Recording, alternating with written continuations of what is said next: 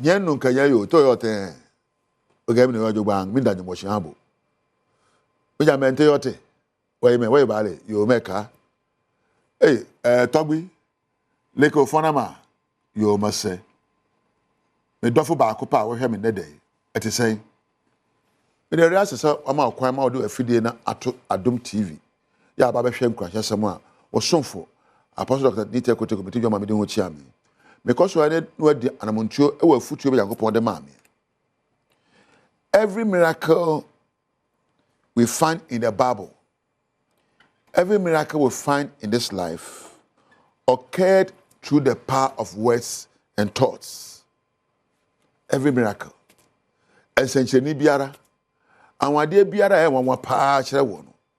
Emfiri baabi o, enye wanwa esan se efiri nipa bia no kasa ene wadwene mu. Hwe adwamambo ni mpo a na kromo nyina ye fe no adwamammo hema Rehab. Emra Israelfo no ekọ kromo ho no. Woka kire no se magin krofo ye nkwa. Dan kwa ma wonso yeje won kwa a woni agime na mawusuafo nkwa. Ampa ode woni sieye. Ode won sieye no Israelfo no nya ho tete won ho nya afa hodie no. Mra Jericho afeso ro bubu ye no. Ono nkwa ni fie na ben afeso ro pa oba ni fie na mu. Na no kasa e ma ne nkwaje. Me nyine no. Me nyine no. Nkofo kan se bebre e fa mabrabo. Be ma opeka se bebre de onye yie. Wa kasa adoso de wo ye trofo, wa kasa bebre wo ye kronfo. Ye kan se bebre. Empo ye de bi tumi dine. Na dum pempenso bi no. San se ma ye kan mesesa no. O kan se manu kasa be mama boko no a. Na makasa manu kasa be mama yie. Ekodum pempenso bi a mehu be ma bi na so e fa ni teko. Na ni teko so to bomb e ba kwa me nkruma. Na me ka che me se me ni teko to go meto motivation amanipa ahye nkuran. Me kan ye abamu. Nya abeka bia no ebebam. Yesa wo kan fa. Wo kan ehye wo nkuran bi e ma wo pa akade bi e ma wo di dia wo kan no so. Enkada se me de me ye. Enkada se asai. Enkada se me bre. Enkada se me yo hiani. Enkada se me ye grassroot. One about grassroot no. So we tintin so etiatia so we are powerful. So ni pa we Nyankopon ensa no adwuma. Enkada se me ye krase ni obi ani krase ni. Ekra na wote na no chese we krase ni. Enkada se me de Ghana ni nti se na me breda bi. Obi anya Ghana ni keke na obi anya America ni. Ye nyina Nyankopon ensa no adwuma. De aka wo no ene wa no kasa ene sebe wadwene a wodwene. Enti no ma ka wo hye no. Enye bibi a ehu biara. So what kind Psalm 141, I'm say 141 verse 11 14. David can say, ejafa pronto mano ho. Wa no kasa. One say a brother that is meter and say, "Wo hwem say we so light basa basa." Say the boarding. Sana wa no kasa so esumbo a ne boarding ti mi wa no keke. Abibia be bie wa no. Bisa ho asem aba ka no. Sa asem ye nkuranhye asem aka. Asem ya nsem epagya wo aka. Asem eda no kure so. Edina odoso. Eda pepepe yo so aka. Asem ya beguro ben kada. Asem ya debufuo ba enka bi. Asem ya gina ebobo ni anwenwe so men ka bi da. Ansa na bekasa no, odwene ho aso akasa. What na bekasa? Before you speak, you consult your thoughts. Therefore, make sure the consultations you hold in your mind are made of love, of truth, discipline, and of comfort and positive thinking. Manokasa en shame cry. Manokasa en pejaw. Manokasa enyina no kreso. Manokasa enyina wodoso. Na en kenyao na en pejaw. Na ne abeka no na be duaba obetwa. De abeta aka no. De abeta adwene ho no na eduaba obetwa. Aba nkoyi a enyina obi so. Hwe no kasa ene wadwene yi. Na brabo be yi. Wate. Ana meja wo. Me kan say hwe wano kasa ene wadwene so yi. Na obete woni aba. Mame fa na se enko me production room. So wo twa se bebo wondi. Richmond ebo ho, Mark ebo ho, ena Priscilla ne we be campaign nyina ebo ho. Na osmosis so sound o say na me money di.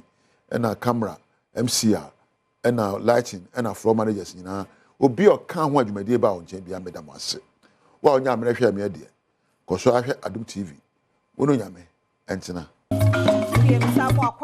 Badwam TV Badwam dwumadi yi eso yada Apostle Dr. Nita Kutegwa say any nkwanshan sama odi abreye de edu so no ye Badwam kase ensam no ne yetodwa wo mu bia wo beti ne aban ayi sika boten $2 million ato ho no mo yemfa moa yenuanom a wo obi man so hawa wo mo ekomu no ba ne de aboa won eno ne nsem bi na no pay me de bro Adom TV Badwam kase wo share live on Facebook/Adom TV and Go TV 119 DSTV 280 ko YouTube search Adom TV tube kwadomonline.com nsem we ni bebre so ewo ho me di de afia amankwa tamaklo afia ni de mientie se den nsem ni chiremu ankasa etie Ghana ban na enei Ghana adihye bi a wo mo wo obi man so won mapomoden won sikasam ane hu nsem ntino ye twa sika bi ato ho $2 million se ekoba se bia yenua bi a wo obi man so ne ho kire no haw binom ne ade a ye resa sika no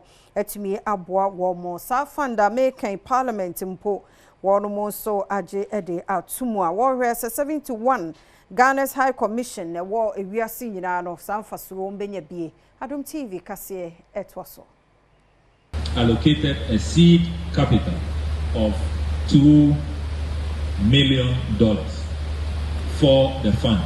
And what the consular fund is going to do is that it's going to take care of Ghanaians abroad who may need some emergency consular support. Ghanaians in distress. Probably there has been a disaster. There has been an emergency. Probably a fire outbreak in your house, or your business has just gone bad, you filed for bankruptcy, or there's some medical emergency and you need the embassy to assist you. Hitherto, there was no special fund, no dedicated account that we can rely on to help our fellow Ghanaians who run into distress. For example, what is going on now in a particular country that we all know, where foreigners are just rounded up and are deported. Sometimes they are not even given the opportunity to go back home and pick up their valuables. They are immediately sent to a holding place, and then the embassy is called that prepare a travel certificate. We are going to deport your national. He or she has confirmed that he or she is a Ghanaian. Yeah, one more Abuja so na ne one how ne atete a one more FM the teacher say one more ma ebenya suku no eyasem wanya krampo awie na bo a wo mu tua no wo mu tua foreign na ehadwene wo mo do akosama to Adom kase anim Ghana for bebru empim wo hanum ya wonum eti Nigeria man mu a wonum adwuma a woye no Ghana nya so emfaso bebru $US no 4.6 billion ena se wo pese wo ma eba Ghana hanomo ebenya adesua ekwa animu a wo fa ho kire mu pa wo mu bia wani amane boni etwetwe nkomo no akire mu se ko school or Ghana me papa tua like a foreign student as me a Ghana ni fool me ma me papa nyina o me Ghana for and so every say me nyini wa hantini or the me ko school or Ghana no as say na wo tua te say there me a foreign student. I thought say no they are correct entino na me boss kire minister say omonhwem no omunye ne ye se ba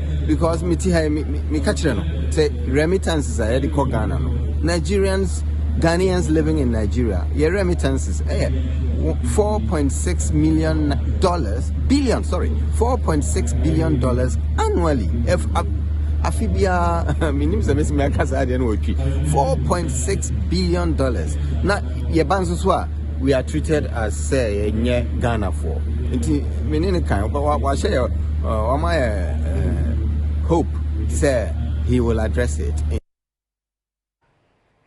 Yes, so eto be simeduasan ewo krobia ewo Solar District wo Savannah mantam ne mu na ewi akire no asaniema ebinom dia a wombeda eden Adom kase eto so Lewa Dari ene amane boni enkomotwetwe mu no wodi tu dwese na fie hofuo nyina ada ewo bra se su kese no ehya sese to na wonom ete se obi a woni wonom ebofi pam etiantiam mu na wonom pie bai na obehunu se maame ba ko a obo aberewa kora ne dan no adwiri egu na asem da ewu mu ene se ne ho ba bia nka ne mum na japade ene sese I'm actually a law with Jija.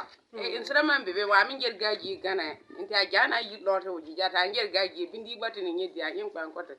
Into and do a bimba something. I will let a lare. To go to one chance of power bunny. You. One week night, your point is one. Okay. Okay.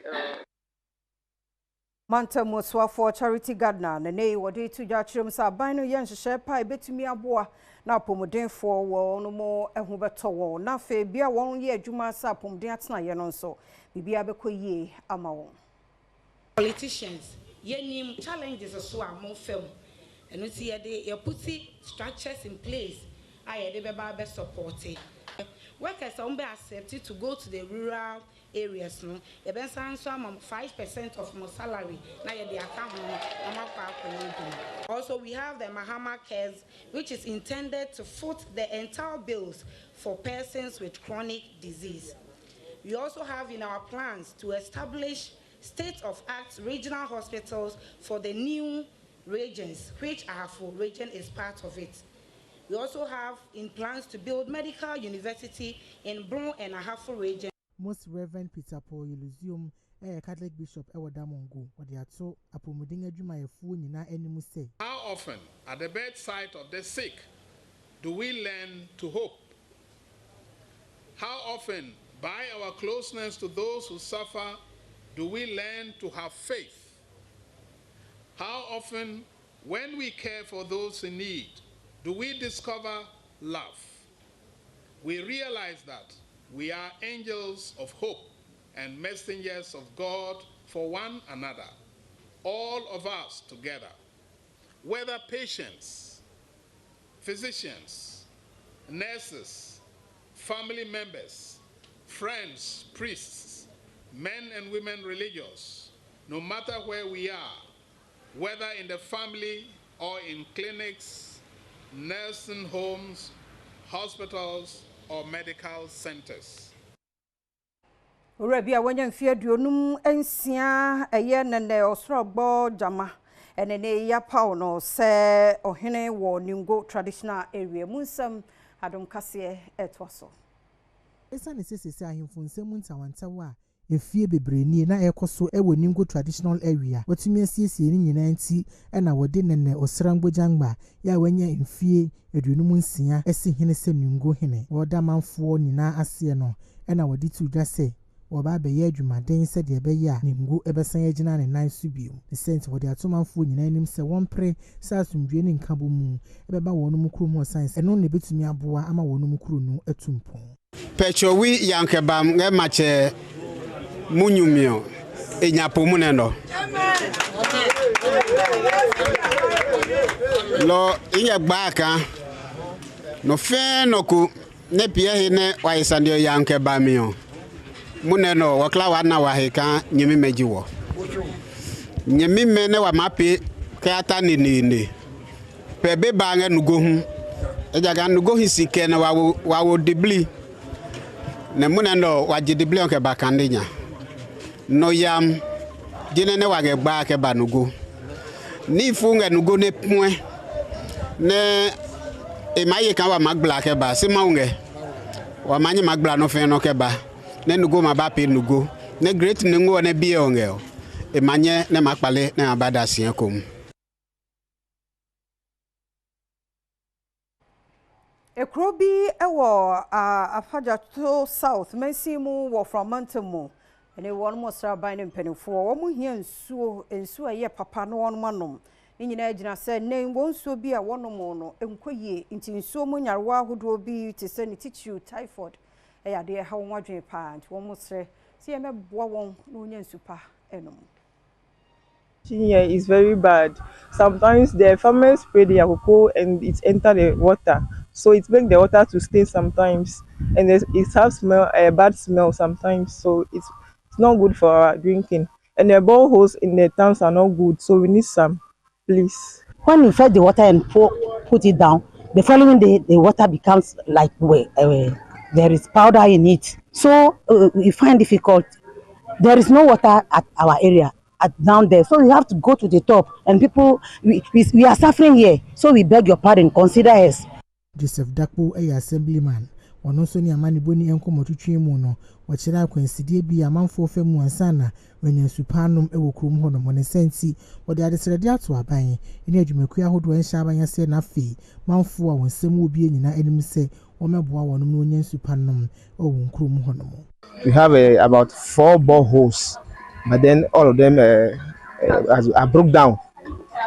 So we depend on a stream which also drying out, and that stream is not even healthy for drinking because when they spray cocoa sprayers and other chemicals, agrochemicals into the water, it's a health hazard. So I'm appealing to the government they should tackle this issue for me urgently. It's an urgent thing, particularly as at the time that we are having a cholera outbreak in the country. So I'm appealing on the government to pay attention to this community.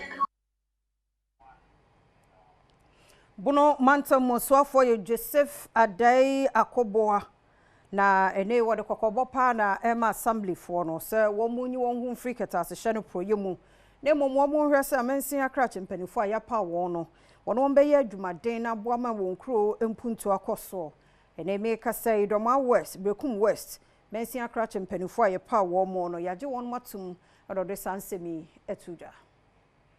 Joseph Adai Akoboa eye Bono Manta Muswafo, or the Ato Assembly Jumayafua, one of our Manta Muhonum Nina anyway say, one of Jumayu Moon, when you get us a share in a prayer and soon change sign say, Sanu Yenu is see in Pumtu and Huquine. Yenwaya, then I DC Assembly members, Modemo Chita, Pesia, Ebetanati, na development na Ebano, Munina Mobebuano, na Apoye, na Genjene, and Ablakwa West. Afan mapa efra kakra meka kire menuan so ene se oni assembly members ene ebeye adwuma omo wo presiding member wo behwe se oni omo beka bom na aban hihye bia ye de beba no oni omo beka bom na moye na mampuntuo aba Ablakwa West ha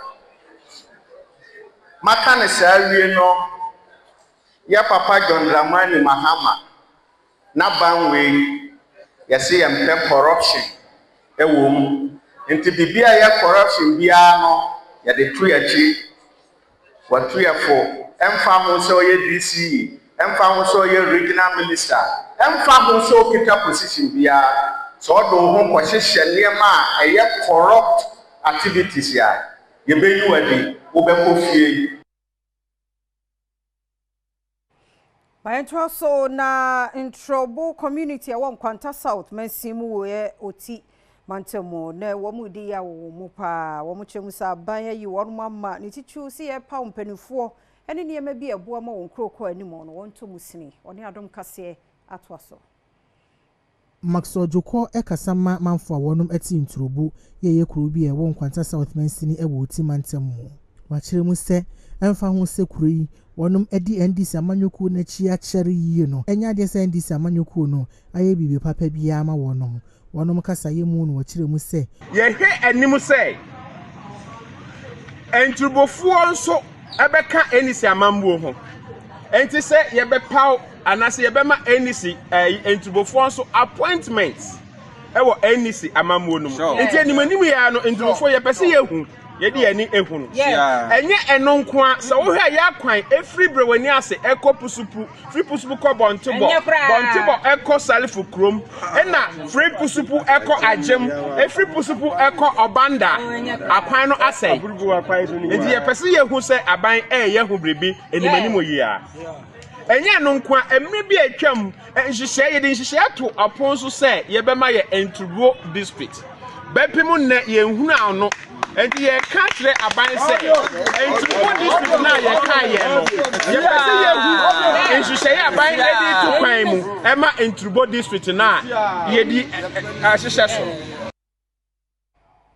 Menyere no so na Adom TV Badwam kase na ha na brema kwan na no pe ye de esi ye da se emre ne adaje a wode ma yenti wadoroma twen yem biem ne emfa de obon krata no ene online de ento aso midin de afia amankwa tamaklo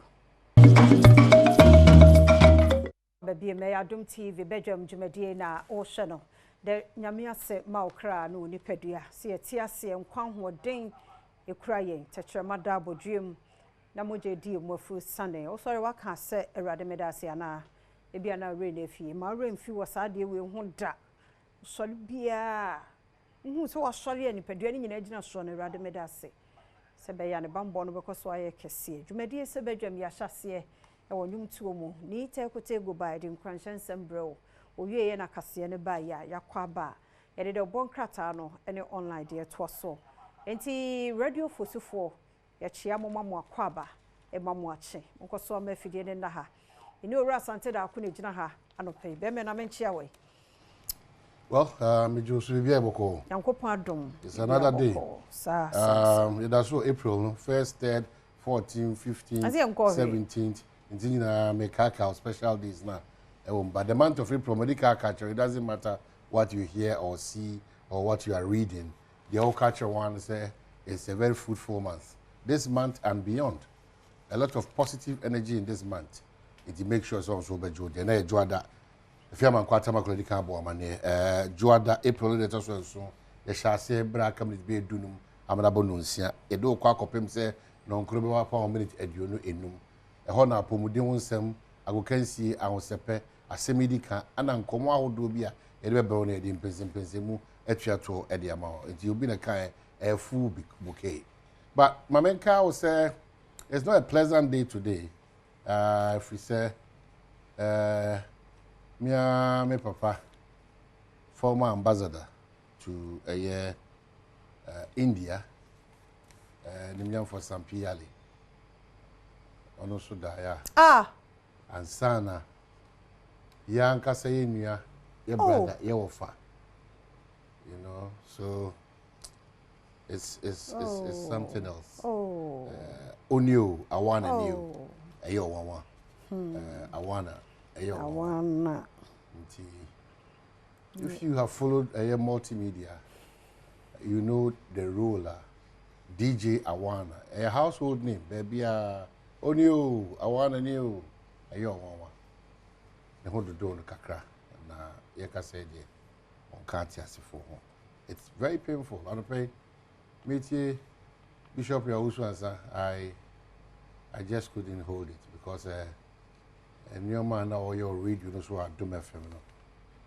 It's just too bad. Daughters of Lord Jesus Christ, or more, you can't believe it. I'm born in the say, Kawana, boy, no yaba, Kawana, boy, no yaba, you know. I do find it crazy. A minute silent. Yes, a minute silent. Will not be bad. Wow, now too, if you boy, that kind of any easy. Say Odofo every free mark. We know, say, you know, say you call bless him, but if you can hold it. Divinity back up. Young Frankai DJ Awana.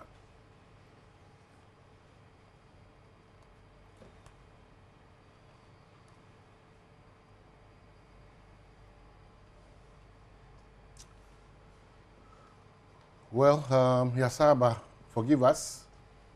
Yasaba, it's my old daughter, the Bokatem, the baby man who and there's a lot happening in the country, but a brain, you know, the Bokata, there's a my old daughter, but online stories, no bad, no online, but was a 30-minute rainstorm renders many homeless at Gakwan. You show 30 minutes. Yeah. The man paying quite pro bono insurance. Was a macasse. The best at here near Sabi Sihon Kuja. Now, ministers now call Aquasas, Fiaudo, no more the morning oil, now for no more the common. You know, no, trim, not ya, and he said, yeah, 30 minutes. I just suffered to appear before MPP Disciplinary Committee on April 7th. But it's a bit worrying because there's another counter. The truth is that the General Secretary of the MPP, Justin Kodia, lawyer, Ebeba Betraslafi. Or my clarity on this one. And Osha, a painter accused of stealing Bank of Ghana cables granted 1 million bail. Hey, no credit painter to what? No credit. We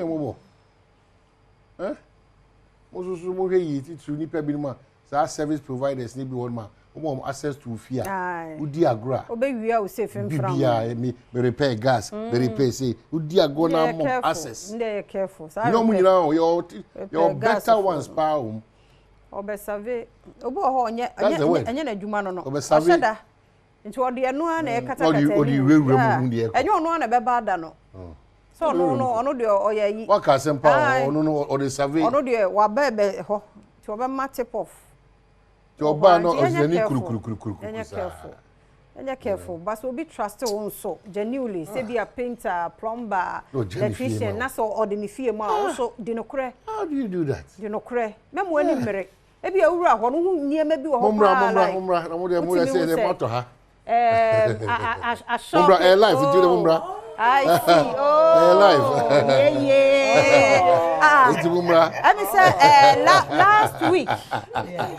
last week nana so we come e bia no much sa and was from mesu pro we didn't want that say was from mesu eya sabo ofo nyum ba ko si ye ka wana wanka o ka ya pra no abo ashem anti me say gogota yen so dey there nim you know it's very important ade bia wo ye bia ru say nkontabuo bi da ho tu nim bre no ti so fu ya no say na me preach wi a na me so wu na me ye e ho na me dey na me say ti me sraw ye kika ni say ya no that gogota na da ho wo be twa sa kwan no nti prepare that's the pain whether when you whether you show prepare before unim da no can you see tinton you see tintin to panimu to tio tintin oto na panimu so ayede ato ya no ni tinton ya no muzani e fa adwene edi utie ya no pawe ya no na wo fa adwene nya say wo ka say na me dem 22 years to there maybe onyame kra person accomplish 22 no do quite greater things exactly so at the me sira wa ehia anope me timi kan me freeze it say me ye timi so e da bi be ba say but adanse na wa chire no very important ebi ni mu kra free mu a obi pese ye pia no kra contem kra ebi ni mu free mu ase obi a pese ni panetinase you know we wish thank I was 2 minutes to call Awana back. Maybe I'm film now or down on I say my own film now. Most will film me. I've been bad and hey, but I do quite say you know. It when the daughter's school no announcement I hear no reduce my nebia. Or no I know actually the police station that she up me unfortunately Mike here Mike but next one. You just go baso. Sir. Osmo try no abroad Mike back. Good. What does it mean to my kind of special invitation? Na me say onim. Omo ko Israel 1993. E one am say, "Eh, afre na me chira de wo, se be Yesu." Ai, obini mo bi afre na kwa mi o. Ti pa jo so for bre na ayi Adom na na afi. Omo my quick reason job yes my dear. Yeah, invite us. Me one kakra meba. One Happy birthday. Thank you. Yes. Second. Who you had no pay. Yes. And it's a glorious praise a drew ho. Yeah. Nyankopon Adom Golgotha. This time no na ye atoso. Ya ka ho asem bebre na ye to nsafre adofo. 13th of April. Okay. Yes, this week Sunday. Good. A Living Temple, Resurrection Power and Living Red Ministries International. Ewe Kutubabi Police Station nechi. Time near 4 p.m. sharp. Ye to nsafre adofo. Ye ne emoji. Kwekute. Abuna sewa Ophelia. And Sisi Chum. Joyful Way Incorporated. I'm saying that choir, very powerful choir. And ye to nsafre adofo nyina semomra. Ye nyina yenko kambom na yen sori awrade ne yenye ne kese na ye gusu a ye nyini kono ne ye kan ye na isan se ye wakonta pabibu ema awrade ye nim daada ne besi awana de aso enre ya enu nti ye sre se mu nyina ngomra na yen kosori Awurade na yen kai ne wu a wu ye no esan se wu ma yen ya de bon yefo na se wo nkwaje bi a wotimi enya Awurade nhira ye nya amen proud of one so meboa ye me support yen kuma senso so eye 27th and a kwawu eye 20th and prior social center oh wow and kuma say CCC okay so Accra Resurrection Power and Living Ministries consider we Sunday and Kumasi 27th and Kwausu 20th okay pamto de muni na we register na me pa show free na mom ye frad of for say omo emra em support you have to support but the muni ma me de so so ne omo nyum bie mani me na me chiro e honestly na brand brand so aka na me come matter this day na me chono akom travel do ma you school that in my school you ever there it but no my brain anyway but that's what you know this day I'm call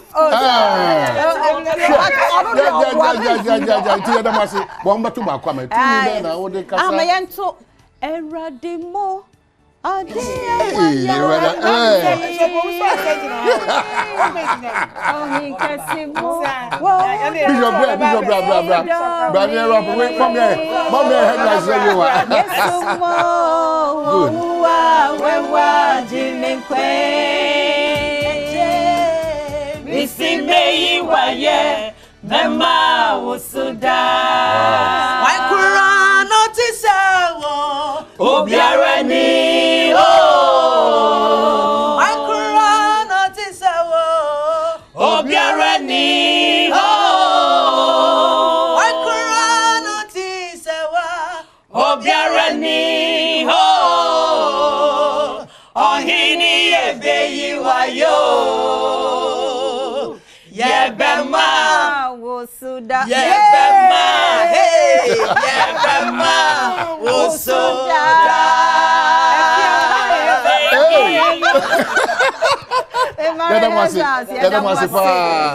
oh wow Intisa na de ya do mo ase ya da Dr. Gloria Jesus ase omo Kenya pa ya do mo ase kesi pa still yeah any o ya de hey me to numa me try no okay so quickly some of the double card team na fi ya ma the didi Daily Graphic say president nominates 81 for second batch MMDCs Mensi Cratch no Igusu a yedidi omutum ntempa se be ya potem mpuntu ni yenkura hodo na se mpuntu ni betima konkai de man fake gold currency bars BOG money boxes found at crime scene national security na kase na we dey and could PPO so sem and abetwe the jaw the Daily Graphic protect telecom infrastructure to enhance network quality MTN paying power and wakase and let's focus on TVET to address unemployment food kase pa technical and vocational training, it's very, very important. Daily Democracy. Government owes Zoom Lion 1.2 billion Ghana cedi. Sector Minister Anna Akase, or also Sir Adi with local government sector minister.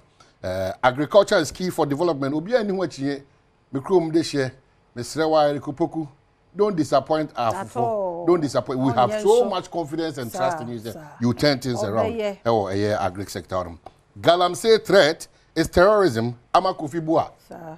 Ana kasosi baby agam say da fe dey chance say amanfra fo bi person mo dey no sani o se sani ehunu wo because o munti obi anum nsuo amwawu o yare nti we woni mamboini difference be do nti sa na o pa kire no kran so mujaya ye ho beto ye na yare akese ne ya chese na yare akese nko a Galamsey no a unyanyai. The news center say jail locals deport the foreigners. Mahama's controversial anti-Galamsey policy sparks outrage, and this one, it trans emerging can the custodian and so the aba. Cocaine scandal rocks Mahama government. Intim Forger pledges full expose. Slams fake messages on news file. The custodian BMC CDM demands non-partisan probe on narcotics aircraft. The Inquisitor. MPP Rock City retreat.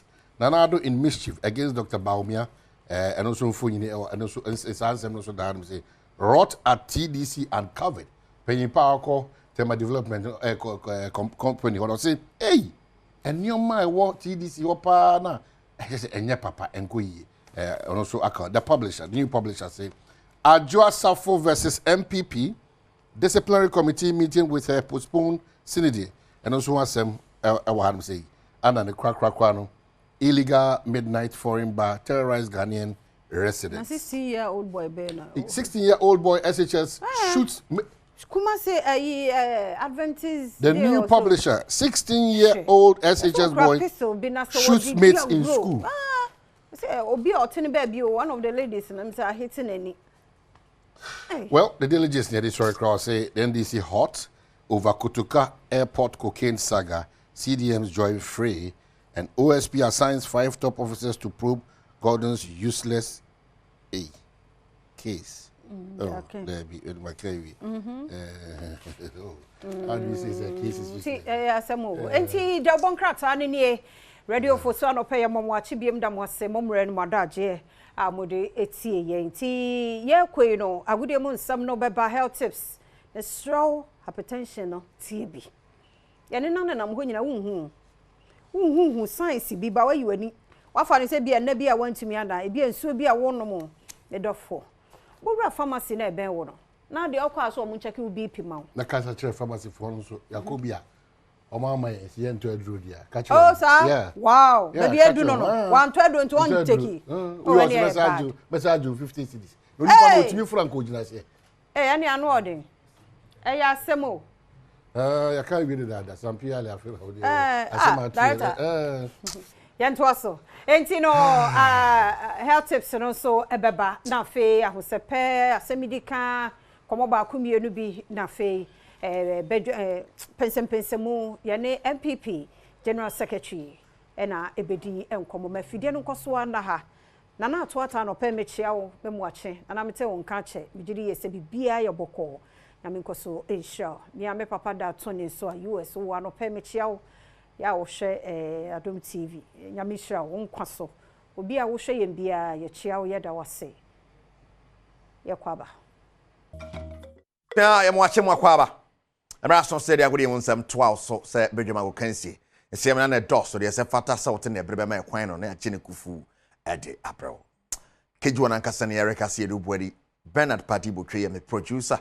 Ya bani say na enyima ko bi de sia konkon Franco Training Enterprise and of course St Andrews Senior High School. St Andrews am kan show samugo so edge admission enti obano emane intena fie 0244696911 0244696911 and your number betima from on your DN so you can make come once at the actual.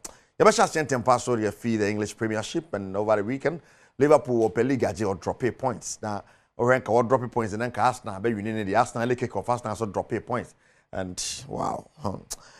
Na Arsenal train draw Liverpool and lose it 3-2 to create how we need and I can to so back crack. United City game no all draw 0-0 and I think so no yeah, the other results are passed in the EP, but officially, Southampton, yeah, relegate you. So the matches are kind of the points they now come or cry and pick it. One berry, it's relegation, no more quarter that. You heard one mark come home, maybe it's my queen. Young called English Premiership. So I know, the course in the EP, American catch us Southampton, a quarter that. And see, the I don't know, to share table, no, to see Liverpool 73 points, Arsenal 62. Northern Forest 57, Chelsea 4th with 53 points, Man City 5th with 52 points. Now I see on Southampton or 10 points. The Aka crack come emfa. Leicester City so ben ho, Samsung Ipswich Town ben ho, Wolves ben ho. So mu nyina no, mo hwese. Nema beti masamo mo ya so beti ma qualify dia call many ma ya kan sana yenko the Spanish La Liga. Real Madrid drop points. Barcelona so drop points. Real Madrid lose ye Barca draw against Betis. Yenko Spain. So Barca Madrid, so the no na yanko share the other results. Atletico de Madrid and so Ginemuani but saying the results no I was Spain this year and Copima Valencia, Ricam Juan Girona, Deportivo Alaves born back Mallorca, Saturday Vigo born 2. And of course Rayo Vallecano, Espanyol born 4-0 and we games bar so I mentioned Atletico de Nanka yanko enim ye send some Swiss yet we Spain.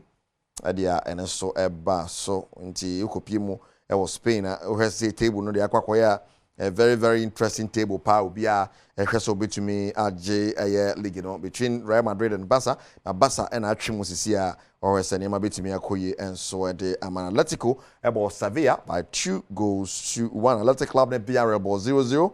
Las Palmas Sociedad Ebon is 3-1. And Shannon Society from Etafe winning 4-0 over Velado lead. And no one sama no yenhwe send a table no ACR and Barcelona with 67 points into Madrid to be winning and ka o close gap no akwa bia 1 point to be 67 for Barca, Real Madrid 63, Atletico third with 60 and Athletic Athletic Club Bilbao edi hop with 54 points. We need the Ecoso in Spain, Spanish La Liga, now Italian Serie A, Napoli Sobeji, Inter Milan Sobeji. What happens? And interesting weekend of Serie A anymore. Now, Oko Pimo, interesting results. No, is see at the Italian Serie A. On our screen, Inter Milan and Parma about 2-2. That was a shocking result. Back home, Ekwa away, it's me Eko winning 3-1. Como ya the papa some ketwa. Now AC Milan Fiorentina so about 2-2. And this particular game, na goes head in Bebabuni dia January, etina fi ebo Udine by 1-0. And Tuko Pimo ewo Italian Serie A no otimusa yes. Also so why there was see. But yenhwe na yenwesa ne honsam so esia say Napoli so dia no so kokowie san a na director se bi wo ho a yenko edim na yenhwe se bi e wo ho a na yen honsa ne honsam so esia tie e wo ho ermo Italian Serie A e ho asam na ye de ebrew no enso e wo ho ro yenko Italy yenko yesa na Italian Serie A na so e de no esi tie e wo ho ermo enra na yesa Napoli because Inter Milan atwe draw no Napoli so yere na hono tumi ehya ko nanim nya de and Cagliari de 0-0 Lecce ne Venezia 1-1 Roma ne Juve ebo 1-1 sa ti yehwe se enne Napoli ne Bologna enso de bebo ani ne ahwe se okopie mu wo Inter watwe draw yi ne se Napoli hye no tumi close gap no say 68 points for Inter and Napoli ewo 64 inte se Napoli tumi wini a na oko 67 na Serie A no still amamwe de Pania de Atlanta tosumiensa Bologna Juventus de ekoso ewo ehono mono so de won some bro na yekopie Bundesliga and so results on our screen. Augsburg Bayern born 3-1 until to say yes na no fear that the bar so no and I St. Pauli born 1-1 Union Berlin born Wolfsburg 1-0 Bochum Stuttgart born 4-0 na Borussia Dortmund kwa we ko wini Leverkusen born Heidenheim by goal Mainz Austin Kiel 1-1 Leipzig Hoffenheim 3-1. We another Ekoso ewo Bundesliga de dey won some bro chane so mame sabeno ka say Paris Saint-Germain are champions of the French Ligue 1. Yes, they are champions of the French Ligue 1. I want to say yes. Luis Enrique we superstars bi anim kwala nkwan odi omaje 13th Ligue 1 title. They were unbeaten. Unbeaten season with games to spare. There was a game Sakano Omodi Beja Mwana say saying a whole and some and so etia. And we'll turn the attention to the Champions League wiki at the Ebrew China. Yeah, called Bermuda Lounge ewo Adabraka. Bermuda Lounge and Adom FM, Adom TV, as FM. Yeah, but Bermuda Lounge ewa Adabraka in Patrocian to sa FMI honey yeah, but Paris Saint-Germain 13th Serie A title. I pushed Mbappe Koyano. Omaji another title Luis Enrique Abojuma pa 1 penny. Internet the acquire they want some bro and no pay info and some for the Black Queens of Ghana. Wamugusu Yahu CC ahead of the women's AFCON. Now, when Senegal at the first of two friendlies and Senegal bottom eba Soma Black Queens winning 1-0. Nanya some kito Evelyn Badu and a share that goal in the 24th minute. Voilà, on revient au direct, voilà. Attention à l'équipe ghanéenne. Dans la phase de réparation, elle passe son visage centre au second poteau. C'est le but. Allez, c'est le but sur la contre-attaque. L'équipe du Sénégal avait l'occasion d'ouvrir le score. Et sur la contre-attaque, l'équipe du Ghana ouvre le score et mène par un but à 0 ici au stade La Dior de Thiès. But marqué. Voilà. Attention à l'équipe ghanéenne. Dans la phase de réparation. Elle a fait un travail exceptionnel sur le flanc gauche. Un centre pour une tête en toute tranquillité.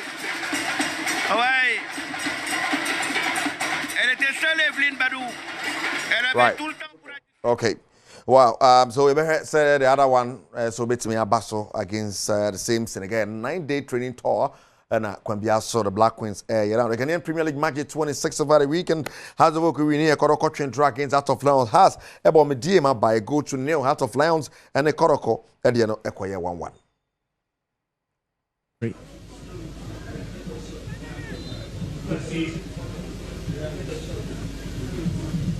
Esiedu to born in Tempas waiting him Neso Ebenezer Aban Shibwana Buanabedi Kumasa Santi Kotoko Pashogo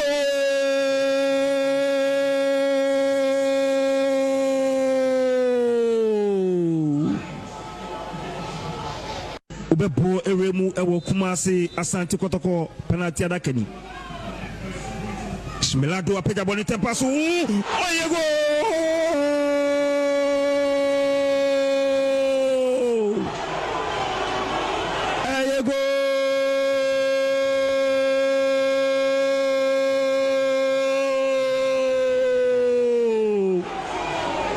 Right, and so I know the Seneca Cordiana Kokuye, and share the other results in the Ghanaian Premier League, and now to say yes on our screen, Mediema, Ajishana, who has a focal Heart of Lions, then 1-1 Dreams about Gold Stars by 2-0. Dreams are starting up picking up our Gold Stars.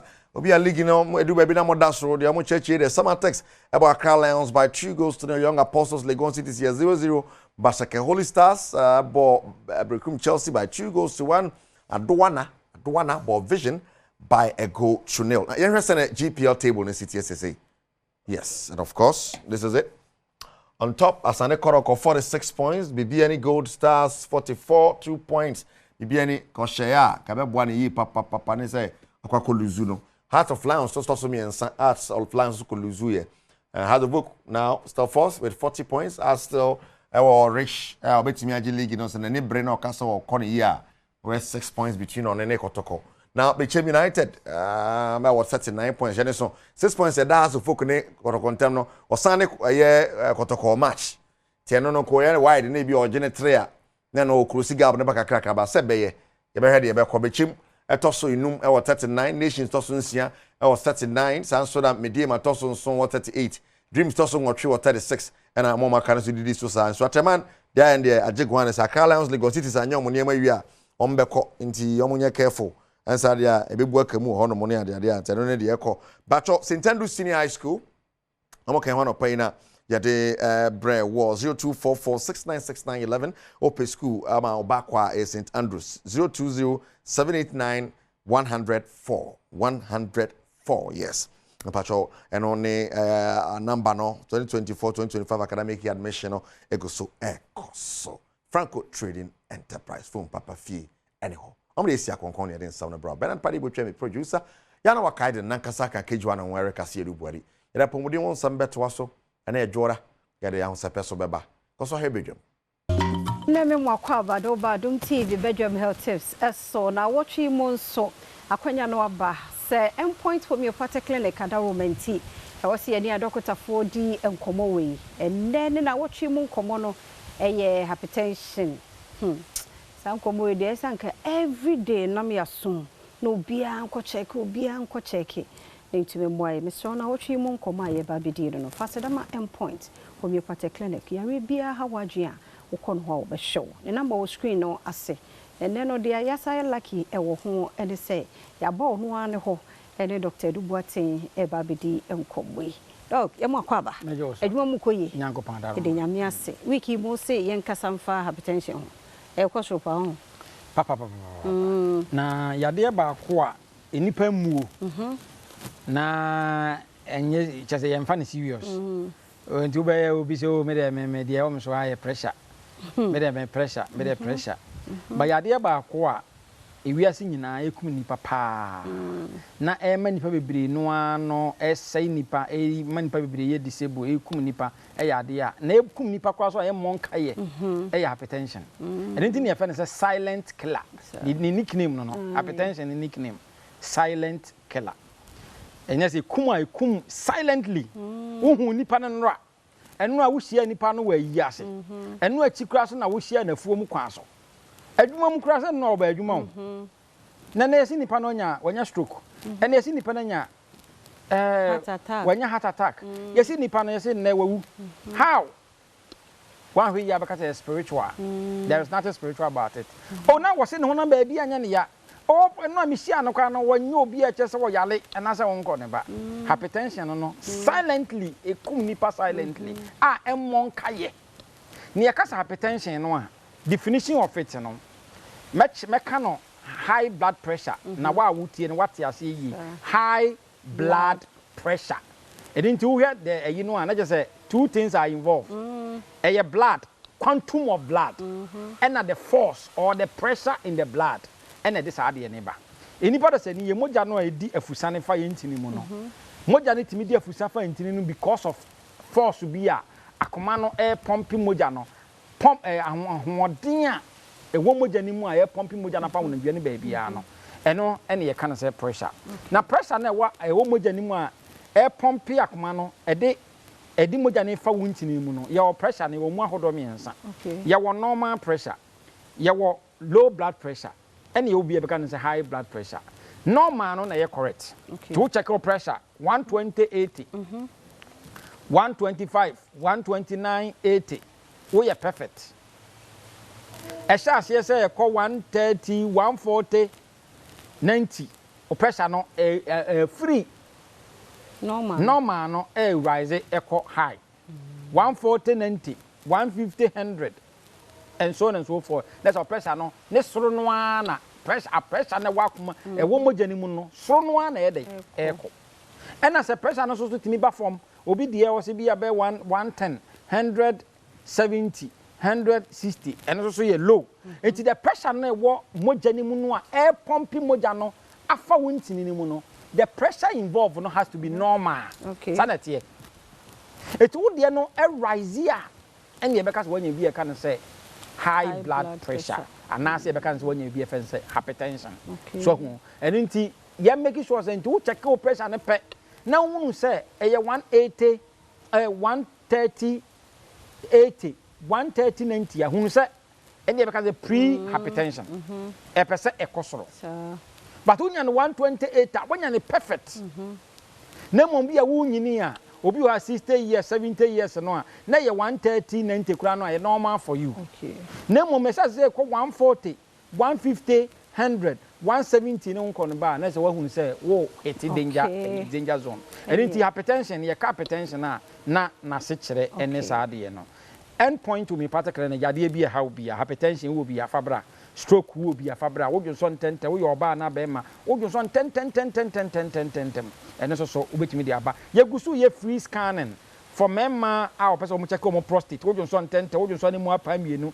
na so fitafi be mani mu ba oba chimamu hawo oba wunya menses and so no scan no oba endpoint ya e free for number yi so na eni nkomo number na 0244 86 7068 0244 86 70 68. Yada say Dr. Duboate na yeten kan na wotwe mu nkomo no entity bi na mu na hypertension de ye nu ho de no so me sure so ye ni pai na wunyini de kakra betimi afa ho nti wo chena nkwa hoden e wo ho akan ho de nto so. Yada say ya mo akwa ba bi Adom TV Badwam dwumade no so nyame hira na wotwe afa ni achase hypertension timesro ene watie nyina atofo chena Adom no dom ye ne a kan ye ho ne nto so na ha adwen pa mesro ene nam ho ese wan check ye hu na hu se nkumu a eja wo nyarwa hodo stroke no ne ade timesro wote ho nsama ba bia wo twa mu bia wote health bia ya tenase gibre ne tie ne ye e bia na mfa ho ne nanso daachi bi ana bia wo nipa bi na watie no waka kire no na tumi aboa ye nyina medi de afia amankwa tamaklo da se omre ene wadaje a odi amaye nyame adom yensa ka Amen Scientific Herbal Hospital Dr. Oseiwusu ewa ha ene dua no pay oni eba bedi nkomo afa arthritis ho entuni off netie ye ni pay ede ya ba ku bi efa ho arthritis no ede ye bi befa ho nye wu mpa wo na bi wo papa bi wo maame wo nua bi tie bi ye nche na obehu se tie a wo tie ye no wanu ho da me mu ache ya bibia bokọ de nyame adom me ho ye pa na nyame as oh nyankopon adom ye sure say Dr. Amin Bonsu ne ho ye nyame adom papa ye Sheikh Dr. Amin Bonsu ne ho ye pa na oso che ya jeno so ye de nyame ase anopai de o se ye kasa fa arthritis ho eno ye condition ben ya yo mini aba am say ye di kan meda wase na machia wahwefo ene watiefo nyina yenim se kofo so monitor show ipa fi amanone ene ne keka ho ye chia omu nyina na Amen Scientific Herbal and Alternative Medical Hospital there se ne ye nyina ni no ye bota ye nyina ne se beboa na obia diye ewo apomuden kwan so no nti na brano ya ye nkyerɛkyerɛ se ne be obia behu ne ho hwɛ wo hwɛ ho so yi a eboa ema onya ahoɔden eboa so ema onya onyinkyɛ na mini aba yɛka arthritis a ɛyɛ enompemu yarewa na yɛka arthritis a nature say joint inflammations in the joint enhunhun a aba yaposo na yɛhwɛ joint a joint ye baabi a dompe ni dompe hia nti wo hwɛ me nsɛyi a yɛwɔ dompe a free ha eba na dompe free mabati ya so ba nti duru ha baabi a na ehia nti ehia saa pɔ ne so na yɛfrɛ ne joint nti joint no se mu hunhun nyoma bebree na ho cartilages ho tendons ne ade ho bi okura fluid ho se ne be bua lubrication any movement it is a ho no emu hunhun a na se mu yekura ese wonya bibi e friend arthritis joint ne so won faso bebree esan se joint ni wa e bi kura nke entimi nkoto entimi ntina se mensai senka mi didi a joint bia ne ya mi se mentimi nko ano ti se mentimi nko ano de na se mensa fa aduane no me de kura na bia be hyema no Messi den matena se senka hip joint ni wa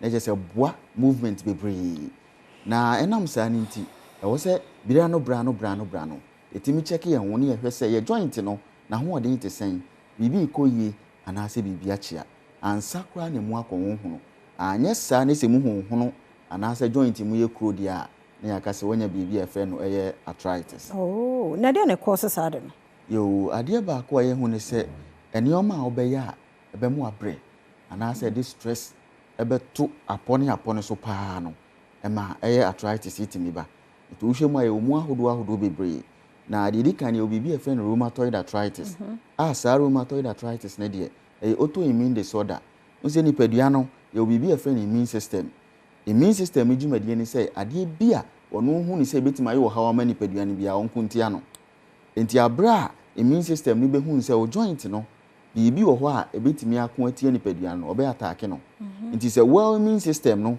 ehu joint ni hu bibi se foreign ana se foreign material ebetimi aha ni padua no no attack na ebe kwa kofa rheumatoid arthritis aba so hu nti atai genetic disorder pa atai wa busuam eno koda nchen a ye bibi e friend no osteoarthritis a eno no yaposo no cartilage wo ho no cartilage na ise cushion se na ebe ya dompe no entwi ho tina cushion bi dantamu nti saa cushion no se redia na se dompe ni twi ho direct ade friend no head on collision na yakase wanya bibi e friend osteoarthritis ya gouty arthritis the entire friend gout eno nti yesi dynam we ni ade no se wudi nioma ebe ma uric acid na kosra ebe ko form bibi e friend monosodium salt crystals bia ebe gu anase ebe gu joint na to hwe we mensa ne mensai ni ya de bibi te se nchene salt te se nchene egumu a bo se rough ti ama wo se ma ye wosra nti abra sa ade ni bia ba joint nim no na etwi cartilage ni twi hu no ebe wewe ho no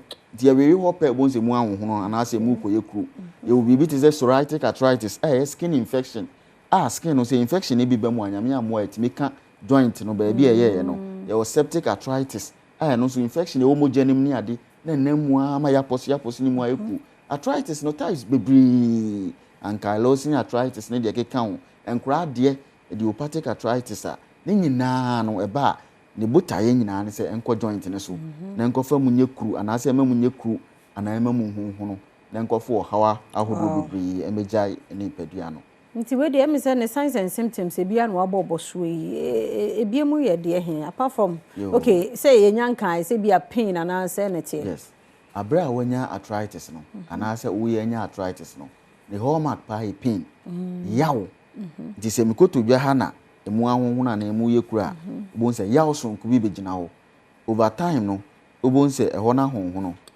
anase ahye nsu ekọ na abon se hotimi yekọ okay odo nsa ka ayehyehyehye mini aba onim say arthritis no ama obi mu akoa besi na wontimi ntene ne mu so hu ne mu akoa wontimi nya ne ho hwe ne sisi no emu hu no ye ne ade ne fra bibi stiffness ama eho aye se de asensene no na rigid ye den nti wo koa ne ho enkoa nti so koa ne ho kosei na ya on ba form na waka ho because dane ba other side no arthritis kro ya ma obi abubu agudam isan say joint no se na yeboa free movement no ono no de no ontimi nya no hwe esan ya osronko aba mu nti ontimi nya no hwe obi to ayi sa ne nine swa gout ya ma emu ya wa ye no ontimi fa nhye mpaboa senke ya hye shoot ye ontimi so hu obi so na beti ama ne nsa no kwa ase yi esan ya osronko aba ginam ne ekuo nti so hu nti ama ne ho asensene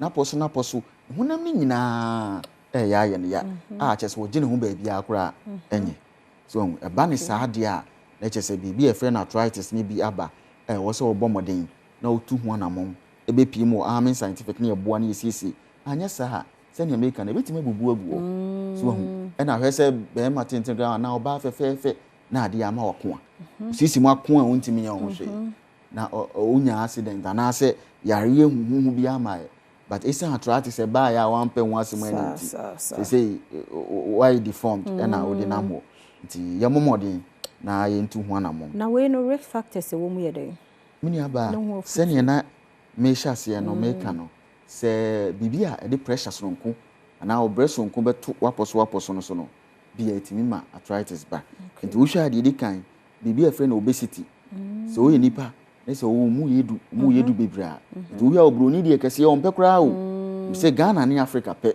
ene ye ka se wo ye kese a na oni age wa ye kese o ye fine na abusuafo ani age o yiri hwe yi o ni dabi o so manage weight ni ye nti e fra bibi body mass index eno ne ye de check we se ko too much and e ba from too much tempia na mo ye fine anya sa wo ye kese no bon se osuro ni yedu a e de weight ron ko to asene ne so nti afi na afi arthritis no mpenu mu ko na ekofa kru abetum afi eno koda nchen ya enyini bebree unyini a we at risk so obenya arthritis so unyini a organs ne neoma bebree ba from dada nti we at risk so obenya arthritis yibi afi cigarette bebree ni cigarette na predispose you to inflammations bebree na arthritis ne can say inflammations in the joint nti ade ebe ma honhon na bani pedua nim bia no na chese betimi akofa aba obi o diabetes mellitus nso mo asi kire yare no se mom didi bebree no onum so ni ade a we within short time utimi yekese nti wo ye obese na je se wa yekese abro so no nyame amo a weight so nko a ade beto na poso nti na afi ye nyuma ayeye obi ye mechanic nioma a wo pagya da bia ni sisi ni jonku so won nioma ni modu yeso ye juma ete office obi tina ho saa on sorry da bi the whole day no any say 8 hours or 9 hours obi tina ho saa nyame amo a weight a ode 2 sisi no asene ne so no ebetimi amemu aye kura na emu ahonho no saa nso na obi adwuma ugina ho che a onso ya at risk ti de obe ni se obe balance no utina se kakra na wasori ya nante kakra ugina ho kakra na watina se kakra so ehun saa nso na wadwuma no upegya ne oma emu na ukọ shop for ya wo se ne neoma no neoma egu shop ni mu nya agro bo ba no pa bia obeyi ni nyina de showcase wa bonten emu odu upegya no weight no owia no asa atake ni nyina anya adwuma ketoa obi so anya accident mre bi atwam ebia ni dompe bi ho kae aposo ni sisi ni kotodwe na beti ni jonku ebi kae wampe ho asem ani onyini no afi yubo nse na afi ye koye kru anase honhono ewo naposo ti saafo ni saa ni o me nyina etimi eputu at risk of getting arthritis ya ye ka ho asem na ye yare bone pa ti yame ye ni nko ho na ye nhwe ehu yi se ne ebe ye beboa na ye nso tem bia ya pomuden ho sem no ebeko kama ya da semre no sonti my location ne contact number yo Amen Scientific Herbal and Alternative Medical Hospital say branches in the doors over 18 branches nationwide na enkran ha de ye wo domi CFC flat ne nchen wa oko train ade no so ho a nti free amasaman poku ase ya wo shila pass chiro ba bi na eba wo de si Watantro Hill roundabout ne so wa Goy filling station bi wo ne opposite taxi rank bi wo do beba walking distance na bia ya renti ahoɔden ni wa de benanti a wo de fa taxi bi na fa bra wa drive so a o use route na snake flat ase ho a be hu ye wo free Ashwaman Estate Hachoma Dina dental baby be see what Dome crossing and I say number no afi so ye wo Lashibi Klagon ye ben Ashaman under bridge no frey ewa ahomatu fo isu ye beje wo so na ya boa na so apom de honsem no SCP esita 0244 22 7192 0244 22 7192 020 722 9505 020 722 9505 0245 275 254 0245 275 254 number simu bia ofra meni aba ebeje oso na apom de ho sem kwa ya boa na oso adiye e wa apom de kwa so Amen Scientific Herbal and Alternative Medical Hospital yes allow shafi nyankopon ene yaresafo yada se papa Dr. Owusu Osewusu na yete nkan yonkomra ne ba ebeto so ejwam dwumadie no eso yada se papa umre no wadaje abibia wode mayenti yada se amisho mano enkoso na enyi free ha ne wo so tie bia na wode etu anamon se Ghana ni no yede be ma so wa mono ne so wo he Adom TV yede be bro me wo C4C liver specialist hospital wa ha Pokia 101 papa bi ajenedwa oni ebedi enkomo ba pa me mo ache Via me so na bia boko de yankopado ho efe that's so they are to yin so ho de eni ayin ya me pena oteni o yase yentena se sa eni ayin shede ena empempin no ya obi free mu a se na be affect no gina relationship a oneni nipa no wo ene na ebe ma sometimes we bubu kakra eno kre ti show ho de no it is well easy it is well na me penalty a o yase ti wada wo ma na de achi na nkwa hodin ewo hoyi boye na ene de e ma me kasa anwa oh e ma me kasa anwa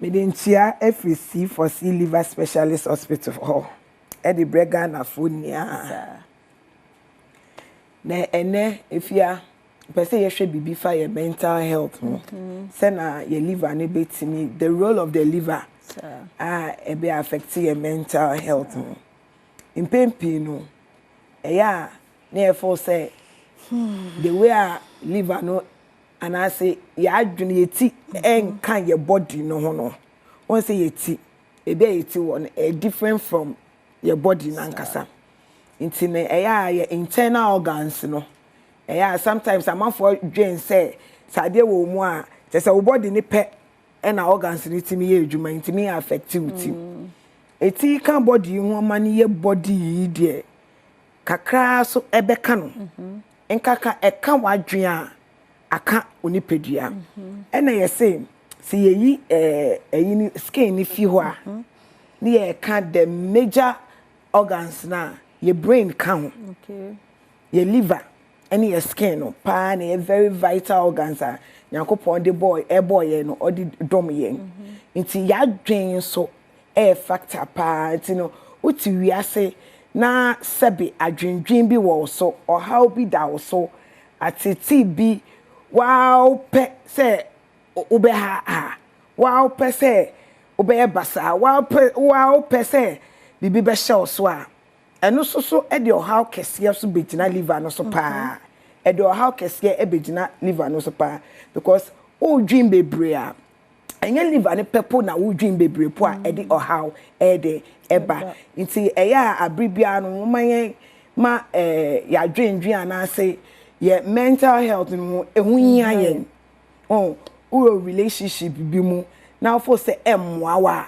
enye boni enye opel so ne obi a odi kan a obeka say ma walking out of the relationship what I say marriage is here bebrebe if you dey be no say na make a program so say me say make say me advise people on marriage me advise obi say hunya say obeko marriage to me my perception me advice because me rebi mu bi and I me feel say ehu hia what I say nti no say ehu hia sa no na me fan say medwendwen ho na akofa mental health bi abrem and say e disorder bi be brem ama it me descend akọ me various organs say me na me ye me ho boni o me na me ye me ho boni e na me kita nkola so nti me ma marriage nsem anasa wari mu nsem ehye me so na etina me so na tete me na me dwendwen bebre na kofa or how bremia eye me ma na ma o ko hwema me no enti se wankasa woti wi asimpo no sen ene yesi fa treat o ma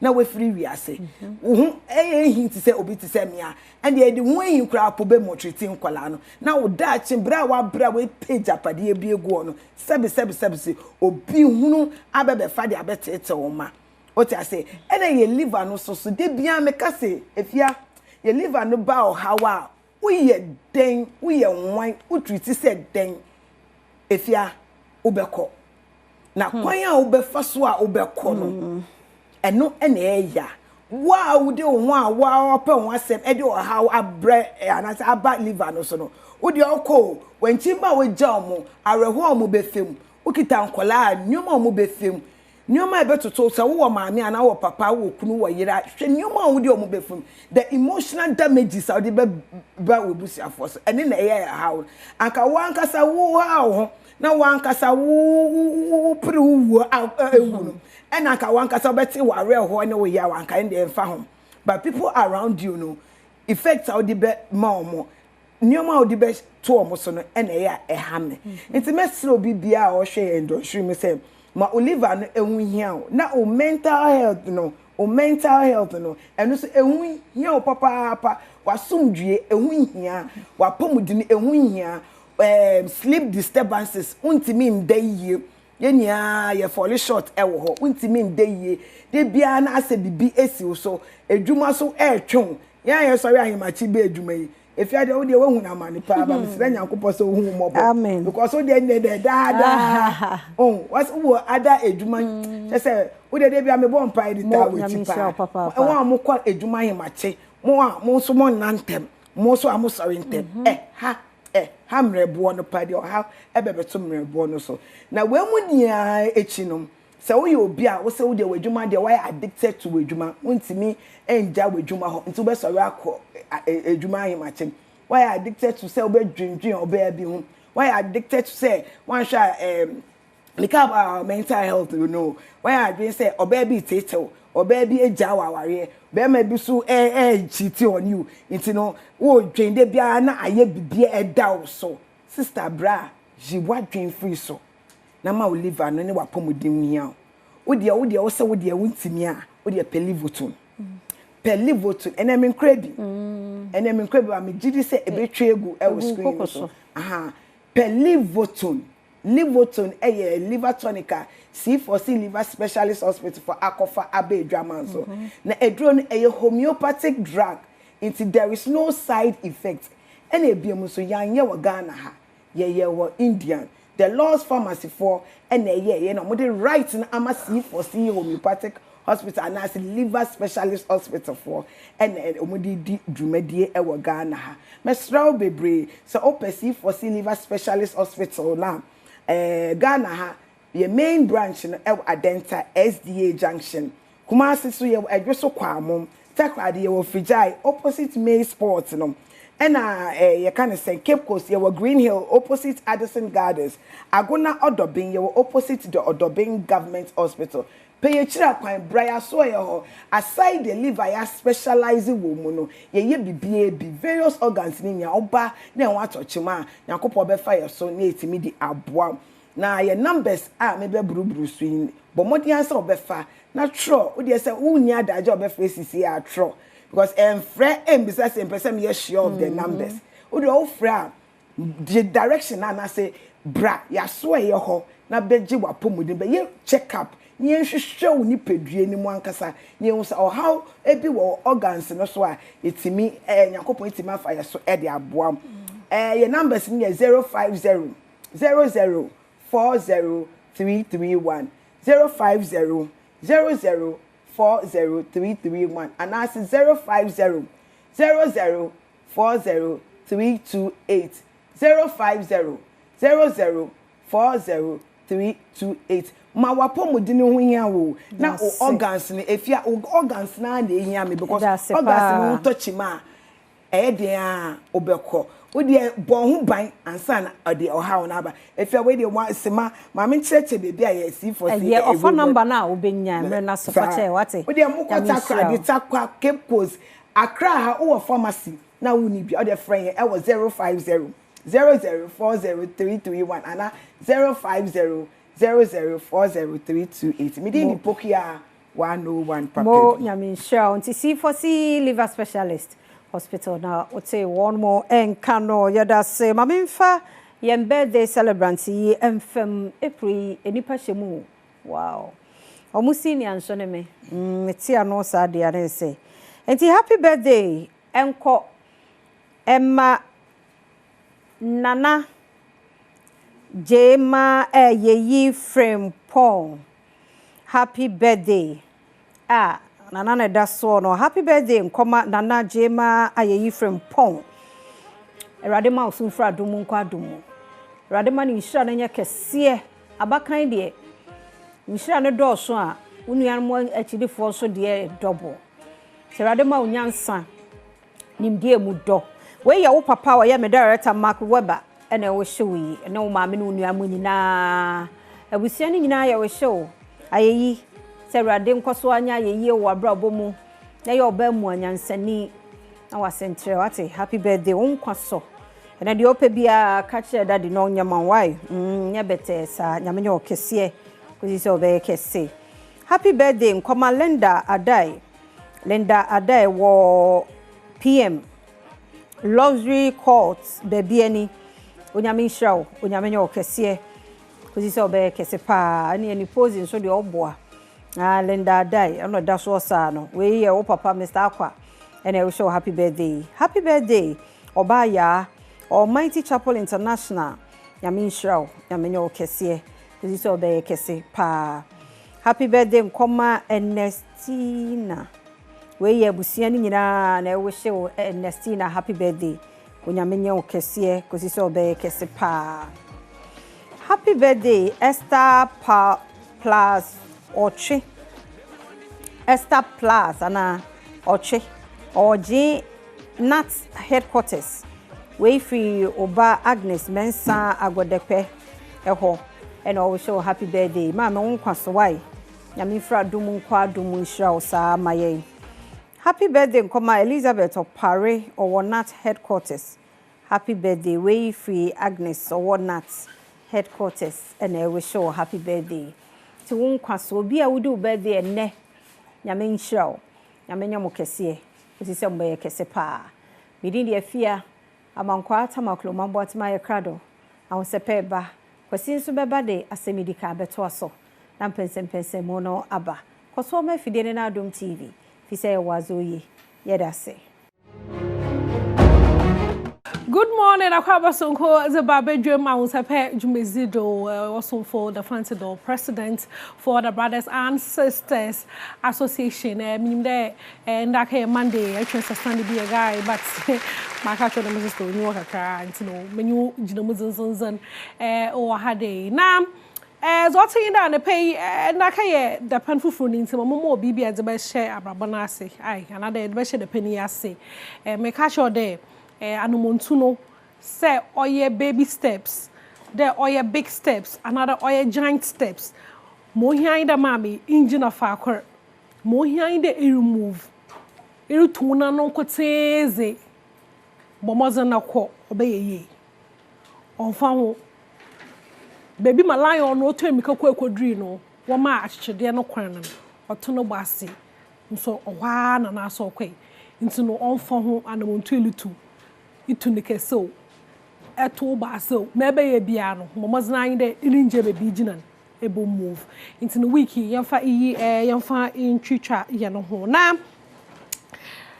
awards kesa okrom hade nyumtofo na awards kesa okrom hade here Ghana Music Awards, Telecel Ghana Music Awards. Now, me you can say experience concert no called Watakra Day weekend, you know, I also when you saw catch one more you one shirt, one more when you look alike who performing, and I oh.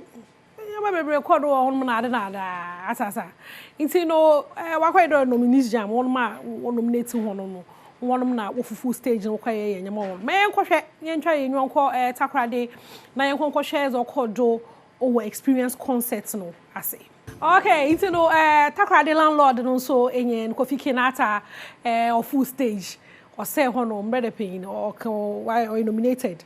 To the one to about Unfamano, non-ja awards ni bi Unfama hen. Into no one ma one nominated one in Yano say our favorite to be Woma, but Mozana member number Kakra for to Abamano. Na untumna on-ja award no yempe shushe nimbia. But the man award yarankasano. Koka no fear had a weekendy or short time ago. Now Ochema award no ho watch a award na afi na about wa ban wo hono kokari chirema abano watu ewie ema nyimpo hono pekra award so roko won hono okọ because ohwe most manyama roko na oyede yes award no yes say music industry no okrom ha awo say is okay na yemra one award no ye dia ma de be ma ne dada wo ade ne ya cha wie oh I would say o say we dey kan ya mama nkan chok correct you tete da ben as the definition by do you define a category when the process is ongoing? It is only fraudulent ways for you to define to find a way to comfort yourself. Adia na ekoso say me no ko mirika na ye ko mirika na ye tu ya 50 meters aka 50 meters ye bewi no yes yo say no because wu tiri nyefu ma pampo mepan say wu twamia because me ni anya correct who born dog adia we free artists omon sorry o entisa ye bobo mu nyansa kro no sa we nyansa me say nyansa bi enimi adia no you'll be creatives. And you see, gradually, these awards is destroying our music. Oh, how? People are writing to suit awards instead of people producing songs for enjoyment. Who say Bantaba? Who say pandits? Abe Piasa, say Omuni Omuhuku. Who DJs are any artist? Say, because who reduce me airplay. And as who money for more airplay, and you are reducing my relevance in the game. It's a local car in the oil car. What's it? Watch a okay, well, into no Canadian chair or awards na Zorokodo Ukrum Hade if Obia of leader Nium Costa nominating what category as say be I day Chade. You have a very record, but every year be OC as every year be a award to be or being happy. Organizers will miss BB into no mobile day piano or the some no walk, but we hope for the best.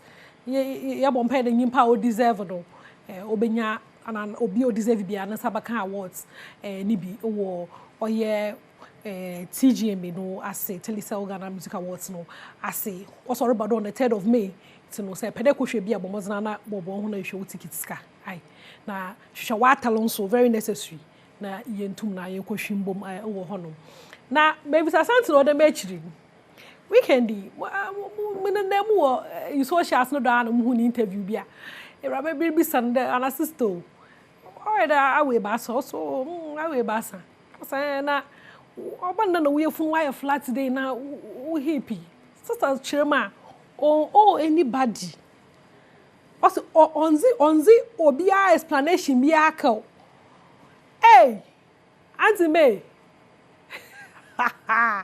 as the anyone explanation as to how or ya ni fimi ya ketekete ma na se ya kekese on the explanation and for me that's very profound as I now was no into no all on chira na so ko chira muso anko bobo ya kekero ana anti me na nke je so ya fa futu ibi na nke ye hu me but all on kan onya by force into na bia na hye de hu shape no I will share video in share shape no.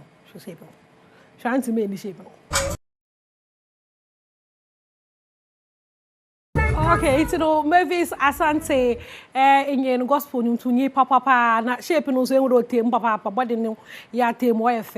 Come up papa, o chirma on chire na bi. Mami also show us the way. Na yen nyina yen ka fodu bi, nti no ye bo fon da mala na. Me nyalante so that ne aseda nwom no, or the remix bi ba on phone small. Kokonsa na amazing. Ti etwen. Anti me etwen ai drop nwom no for my hand na yen so enwum no mu ye victory no so orukoye papa nti no that's na me free ha ko nti no weekend me started your say o sibisa corona waka no papa no be bo amenze da wa hwe no nkwa na me nyu rekase weekend na wokopen nkrabia na adofo na di hyehyem otototo no nyom no oyare so ye nyika nti no maye kwhwe ezokodo Ablakwa me started your say na ebusuafo na yakofo hyema na wototo no nyom kakakakra. We are going. Heaven knows where we are going. We know we will get there. Mr. Teddy, you say, "Ne akufo shim na ebusuafo shim no enwuma na woroto ono nyumi na ran no sibisa legendary band papa why yem wotu why bia okrom hade waje wonzi wa brochi baby bia ntino nyame wakopa ne nkra be bompede kopa no nkra no do iye mfama na hala meza wo se page mezi no mizibesi mama happy birthday onko ma na jema ayeyi from pon weba ne first girl nya natasa nice girl cause then there in yakopon za fe kroka na fe ho and then only 11 years into no yaman happy birthday mfama no daddy loves you so much cause na papa happy birthday to you nyina be ye penyin pa say Ghana ha ye kan nyimpa nkokoro 6 a why impact pa okrom ha de ye won fo nka wate mami nyin na be ye penyin pa fa ye mfosoze moman Ghana na wiasa man say nyinara nyame show ntino aha na mezi be season no ye da fante do wono so mu mezi yimze bra wonyina nyame show woni ye papa nyame yadoma ye besana hia macron asem yidika inna beka akwasi insia commander 6 karo send it we ye me de pa o se ye nam ko banyina nyame ne ye nam Yena bisadina obeya mantunya siabotare enti nyajidi senyame beye obeya man sewujiridia nyame beya man senyoda man nyode enwum ne kama pa alopela mitia na say enyu wo maimu ena kofo bi so de Pentecostal line abe front ama enyu na take a different picture man I de pa anopa nya gidu asafrode mu so no nyame na aka obeye bibia beye kolem emo aba mu ben suro wate na ochi ya sha ase ebeye yie aye yie awie ginyamedi emo bie mu abam and we twa titan titan for so mu obi emu abam I'm telling you da bi am kasa so say unya gidi o sa tight twa mu a tight umwa nada hwe nyame asem bia no entro the only donation yakopon na bi no kasa mo fa so mehwe asemi mi o so fence in fama wa e mo bia nada profo come some the gum ti obi asem to okani nyina awie no be say na bible necessary ya yidi ma be ka press mpo na benya kura ti ho tutu so dudu fama urade fa so ne hwe ka cheze urade me the way so wahwe according to what say Malachi chapter 3 verses 10 na so nyakopon nyansa nkyere fama wa osimie urade na makase mehirawo we ro so bread ma me fa bi nka ho da amanfo nte ase enye adwuma ne se wo ye obo wo ye walatu warasa o banyame so be hira no be hira me de akwasinsia na we ba okay wo sa video we DC we who said ya won fe no we ba wo sa video no okay e pa cho ye who said ya Noise. We have been given the platform to talk. But we are now platform. Because I don't work on maybe the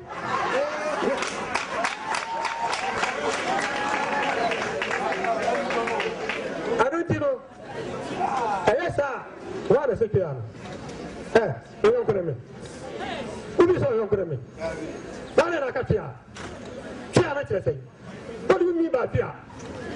What do you mean by fear? I'm a president. Then you sit somewhere and behave like you are talking to your co-equal. Am I your co-equal? You know how to behave? If you are a hospital worker, who are you? Why do you have to be? Someone carrying. Who said Chia? By end of the show, go back at Chia. Mary Emma Boom for you and your wonder. You didn't have it to Krumhano. So now pay you didn't come out to Eddie Afa, say now chair more ever to the weekend. Same BSCC. Now, yes, you and shame you know about Bisu, my Ghana. Now, Rashid, you know, Madisha was saying South here. Reverend in Team Fojo at the Baba to just say, Sawiam Shenubako, Efa in Bonnie. And the free memo and a basano a be who went yen yam she because make at that time na ya chiche cocaine's be $350 million the street value a be so said the boy best $150 million ya chiche in crama a UK woman be here or that's with them on the when your cocaine be for the win of fire. Oh, you came out we there for our bay. Also, go fair we. Man, also Narcotics Control Commission pen for agent or quarantine fee. Now, yet the one a Mampeni, His Excellency John Dramani Mama. Well, Mampeni write up no. Eddie is saying back to our the Facebook page. I think Semeka this is the first time. Yeah, a president of the Republic. But the agency of Asemuntin, why issue statement, we write up on its Facebook page. This former President John Dramani Mama, I beg your pardon. 5 days ago, my attention has been drawn to allegations made at a press conference by an honorable member of parliament, Reverend John in Team Badwam, regarding 2 suspicious flights arriving at the Kotoka International Airport, suspected to be involved in drug trafficking and money laundering. Government takes all allegations seriously, and to ensure a thorough and transparent investigation, I have directed all relevant investigative agencies, including the Narcotics Control Commission, the Police CID, the National Investigations Bureau, and the National Security Coordinator to immediately and fully collaborate with the Honorable Member of Parliament so he provides all necessary information to investigate the allegations and take all action necessary to expose any drug dealing. We will maintain zero tolerance for using Ghana as a transit or final destination for drugs or drug trafficking. The NIB made a high-profile bust of drugs last week with a street value of $350 million. Hashtag, let's build Ghana together. And President John Dramani Mama with about 6,200 comments. Now, President Mahamadi Asemba I have directed all relevant investigative agencies, including NACOP, Police CID, National Investigations Bureau, and the National Security Coordinator, underline this word, to immediately, and fully collaborate with the Honorable Member of Parliament. Man, fellas, watch for a video no. And then no answer. And you say a banker samafo. Honorable fellas, watch it for su. And so I video be. Ya video no tell you nyina say asemwa Member of Parliament ne kan yanti His Excellency Commander-in-Chief of the Ghana Armed Forces, the only person who received national security briefing 2 times in a day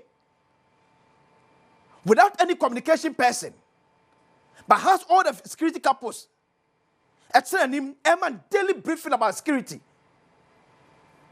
Yet yourself fellas because asemwa presidency investigation no enya no kre.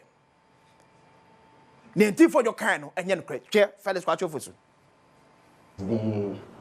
disinformation machine of the new patriotic party has been ratcheted up, and they've taken it a notch higher. This time, Reverend Intim Fojo, who also doubles as the Member of Parliament for the good people of Asin South, has made very wild claims to the effect that 2 aircrafts which passed through Ghana for various reasons were carrying drugs, and that was the reason why they were here. He also alleged that they were involved in money laundering, and therefore he was calling for investigations. As you may be aware, President Mahama gave him the opportunity to present any evidence or any basis he has for making that claim to the security services, so that together we could look into the matter to ascertain whether there was any truth in it. I can report to you that because he knew he was peddling total falsehoods and lies, he now claims, after being invited to assist with investigations, that... Okay. It had him na issue no war. They say about I think about 2 days. Abra, President Mama, a director say, he put it up a team. As of Friday, now a fee and the National Security Coordinator, Mampenisha say on put up team together no crano, invited various reps from the various investigative bodies na Mampeni Ebobosono. Famco President Mama a statement to be him. Now make sure a body no bobosono. As of Friday, say ye ka say, we are here to even know say Narcotics Control Commission Edomini Pako. We are here to know say Police CID Edomini Pako. We are here to know say National Investigation Bureau Edomini Pako. But as of the time and Felix Eka so catch there say team no afre honorable Reverend Tim Fojo say he should collaborate. Now the question was, which team? Team benefit Reverend Tim Fojo. Because there's supposed to be a team. President what kind of was it? I have directed all relevant investigative agencies, NACOP, police, NIB, and National Security Coordinator to immediately and fully collaborate with the honorable member of parliament. As of that time, by how can my issue is honorable Felix Kwacho Fosu, the president write-up was clear. It was clear. As a member of parliament, I can't say on what basis and now bound to conclusion say the member of parliament was lying. Honorable, what do you make? President say, oh no, near what he said, the honorable member Akenye, or no as commander-in-chief of the Ghana Armed Forces. Ebony who? The Yam Shisheno, and not the Yama Ghana for Yanto Kobonase, et Yam put him together. Near your assembly, investigation of crime shall see, and quiet, but honorable Felix Kwacho for you catch there say, honorable Intim for your air chantro. Why the catch was honorable Intim for your chantro? Why the kind Felix? Why the mouse had details no? Now, I will say, Felix, who want more security details at President Anna.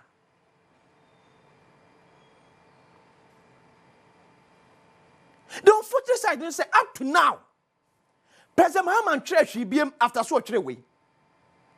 After sending communication minister, government communication minister, Abeka say, Papa no chantrono. Now Felix is making up believe say the write-up by the president was needless. Because if government communication minister within 2-3 days, everything in evidence to conclude on an allegation, now said the commander-in-chief with all his security apparatus, it means details no dear. That means again is serious. Then it means our president might not be on top of issues.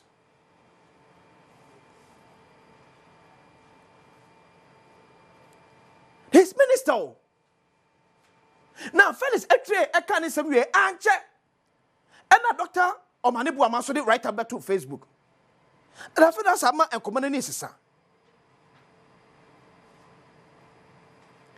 Nifia da sememre da na UN kubata omo so ehwe dubonu dwade so ehye se aban twetwe sa asem we mu UN nem krabata ehwe no boni dwediem. And so say, this is an interest matter. It's about him as directed by the president.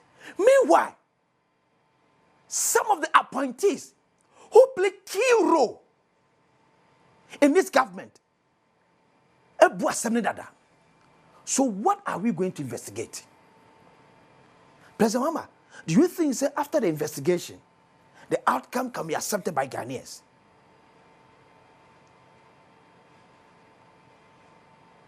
Your Kassim will be under another than Kwakufuado. A same see, ye shemu, but in a penny bonting, and yanokre, near sweeping is under the carpet. What is the interest of Felix Kwachi Ofosu in this matter? Because you're supposed to communicate what the president is communicating, not what we think, not what we believe. You don't receive any briefing outside President Mahama. So what were you communicating? You didn't say, yeah, now we say, sra, neko. Now say, I'm pampa say, ni pebedi ni papa ni semu omemwa, no me call. Because also the fellow starting asem no, the NPP. Substance of the matter that president, one more NPP so how? In fact, what can the honorable member of parliament, one for the NPP crowns or so? The president understood. Say, you on my asem. So, dear Felisa, the NPP. Now, for NPP also the NDC. Near Jana Assembly and Fifi. Now, man for them no me business call. Mr. President, if you're serious about this, Felix Kwachi Ofosu need to be talked to.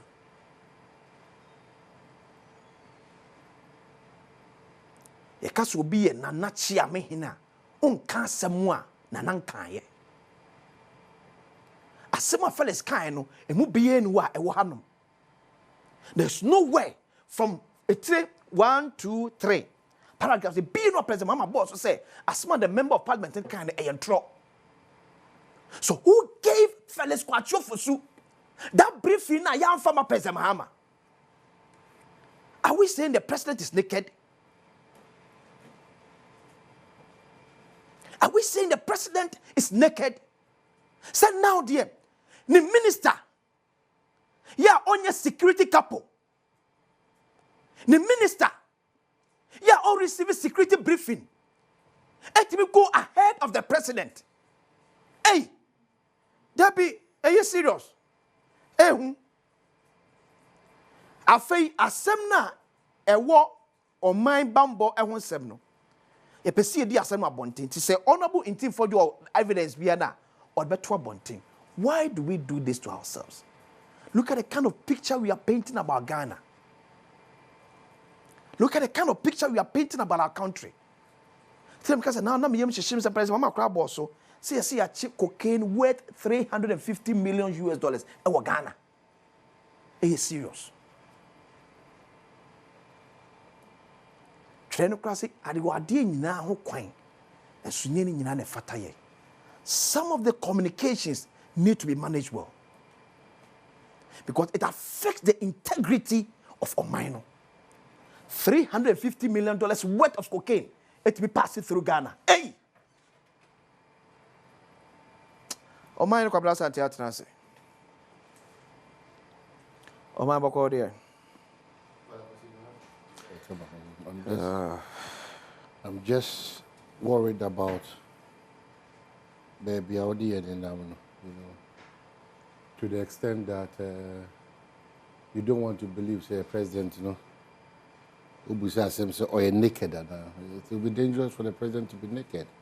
It's too early, say, president to be naked. But I can only say maybe Kwachi Ofosu should take his time when matters are up.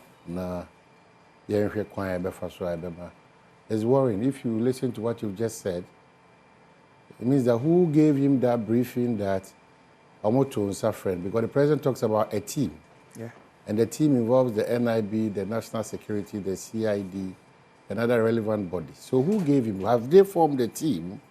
And the team gave him that feedback that they've invited Reverend Tim Fojo, you know. But Akwesi, maybe see because the General Secretary is also here. He has a Facebook post. Akwesi, maybe if you also don't know, so the General Secretary of the New Patriotic Party, Lawyer Justin Kodia, says that hashtag stop drug trafficking Ghana. And I don't know whether it's in relation to their Oka and Wasema. But I call my main wish a Nana Jima I Frimpon birthday. Where Babao?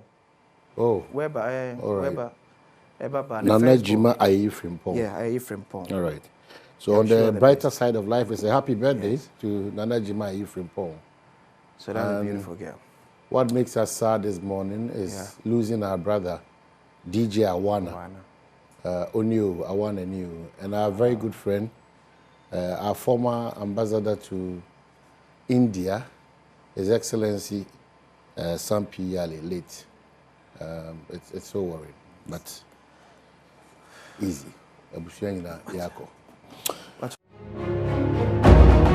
Well, you're back here. Try to come on the show and say, my cow say this is the last leg. The Badwam Jumedino on Adom TV, multi TV. So, me don't mind any comment. 9:25. You better ask for being part of this great show. We started 5:45 a.m. If you're man kwata maklo kejua, Sister Sandy be a guy, Akwesinsia, and then finally my good self, and the entire team led by Welber Kofi Ampedu, camera, sound for you know. You want to say AD Jumaso General Akwaba. Oh my Bejoso. Bibi come on. Nyakopon dia che ya won kwan ya ho dia betra de ho de ye. Na bibia nya kama se do ma ekoso wa memu a anope ye kan wasem ha no. One as a citizen of this country no, I'm worried. Ya dia ha me pa. Na mamemfa akunya we so na menchia ahwefo ene etifo omo hwe Facebook na omo hwe TV so nyina o my kamemba studio ha no pay me ano na mahwehwa to say it is just fair say aban bia ba amamum fofura at least for the sake of peace and collaboration ne se bebo ama ban beto to normal no ko bibia me ka se Ghana first ti me ma dwen se ka ban me kan asem bia until say bia after 100 days there and it twem be 3 months nanka ya transi nyina ne ya hwe be bia mamu na besi ansakra na e wasem kura kas MP officially yaka but 100 days no so so no me koso wiemu cocaine ho nsema e koso termination of appointments e koso galance ho nsema e koso no o my yakase ye twa ma 100 days na beso a na ya great disservice to the country. When you say no me koso because Kwesi Ankasa submissions and an admission by our president, His Excellency John Dramani Mahama, giving the directives for a team to be formed to look into these matters. On the issue about terminations, their reasons are Omar signing to want to revoke your Mojimano terminate.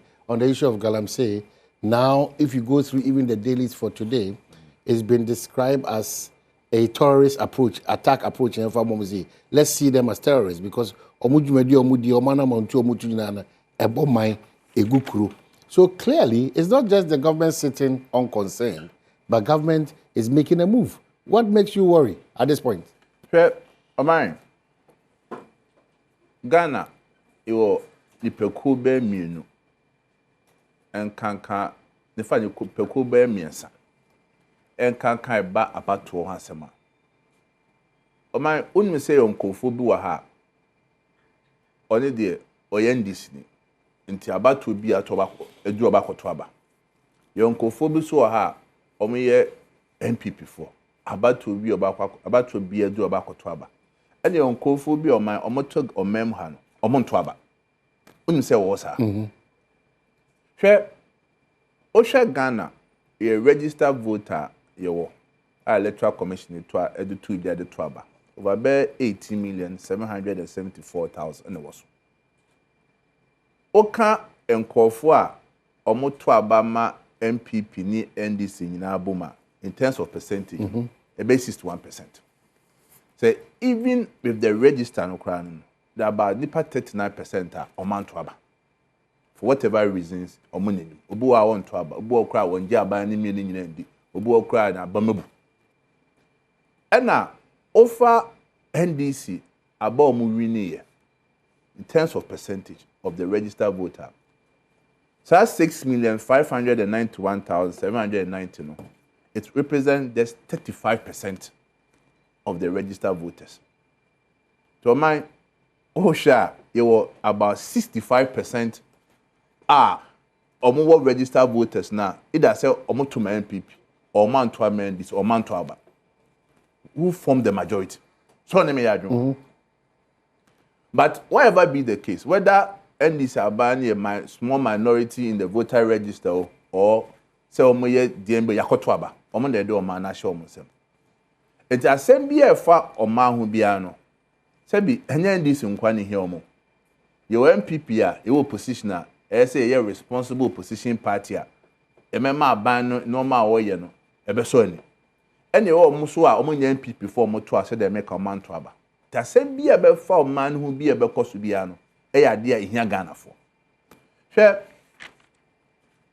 ekoba nse. Oba here. 1st April ana minority caucus era in team Fojo. One in a ranking member on defense and interior. A year press conference. Press conference away you know. Or the normal bear miensa in the tuja. It kind. Or say, Osha 9th February 2025. National Security Edin Funi, cameraman Edio Mochi, Elko warehouse be a Sapiman. Omukwa no, Omukwa 12 20-footer containers. 20-footer container no, Baku mienu miensa 12. Now gold bar, suspected gold bars, a woman. Gold, you're molding into bars, a woho. So gold, so you're molding into bars, it means one thing, for export. And now, unspecified amount of money, cash, sika, kesi pa coin. Infonimu yidua, obiye hu, sa de na ekoso no. Question di kan busa say from February, ebesi samre no. Aban national security om prepare om koye madwuma om ye ekotwa mfoni ekoye bibia no yente om ka ti akosisen. That was the first question obisai. The second question was obisai and say yakohu cocaine o tonwa on the street value no ba ko secondary ye otonwa sa cocaine hu second otonwa ye $150 million. Ana ba ko mko hu o Cape Coast eno so ye $350 million. What can it mean buma $500 million worth of cocaine and normal yako. Eno so yente bibia mfra ban ho. Etihwemu ekos akosisen. Ansa na wode third one na eba se ewiemu hyemienu bi aba bisu o memha. Baako private plane or say private jet a friend Cavoc Air private jet. Make no Antonov AN 112B. Abisi o memha. Ebisi o memha 12 March. In the free Ghana 25th March. Which my bear 13 days. And was say another plane air mid flight N823 AM. And also be see Ghana 20th March. In the free Ghana so 25th March. Oko further explain say Osha air mid flight nearby ABC Ghana hano. Time free Ghana 1 AM on the 25th of March. And private jet Covec Air no also free Ghana 6:30 AM on the 25th of March, the same day. Then he made a very serious allegation or gave serious information. He said, flight ni mi enu nyina no if you island be a was Spain, a friend Gran Canaria. O my opama wo umrantie no engongo sa Gran Canaria ho edin ewo. Hwe ewiase nyina wo hwe baabi a omudi sumasidwa. A friend money laundering.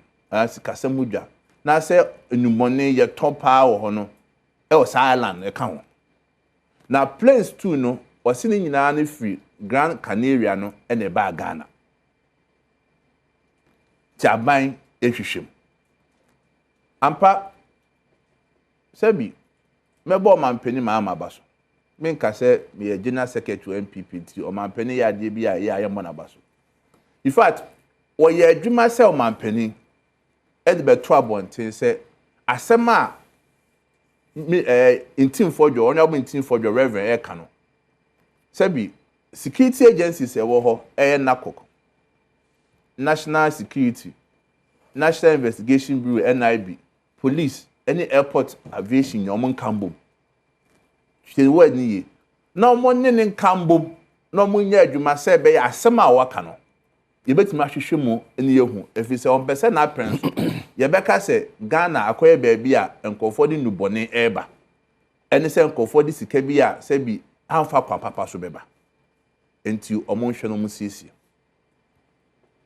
Ebiem to aid asama mampeni kan ana Reverend Tim Fodjo etro krata through Committee on Defense and Interior say ene sade a say be ya adwuma ne be mbre na nya din no o ma ye invite joint security for ni nyina amombra na o metena se na ensem no obia the chef o mu any number o nyina ye ntena se ne ye nkan wasem NDC for majority of more parliament say there be omompene emma sa joint security for no emba parliament embi busa omo sa asem no if it's a wohwema Committee on Defense and Interior am the what the supervisory role so omo hwehwe amai sikasem amai defense bambo ho nsem nyina by enwam NDC for ampene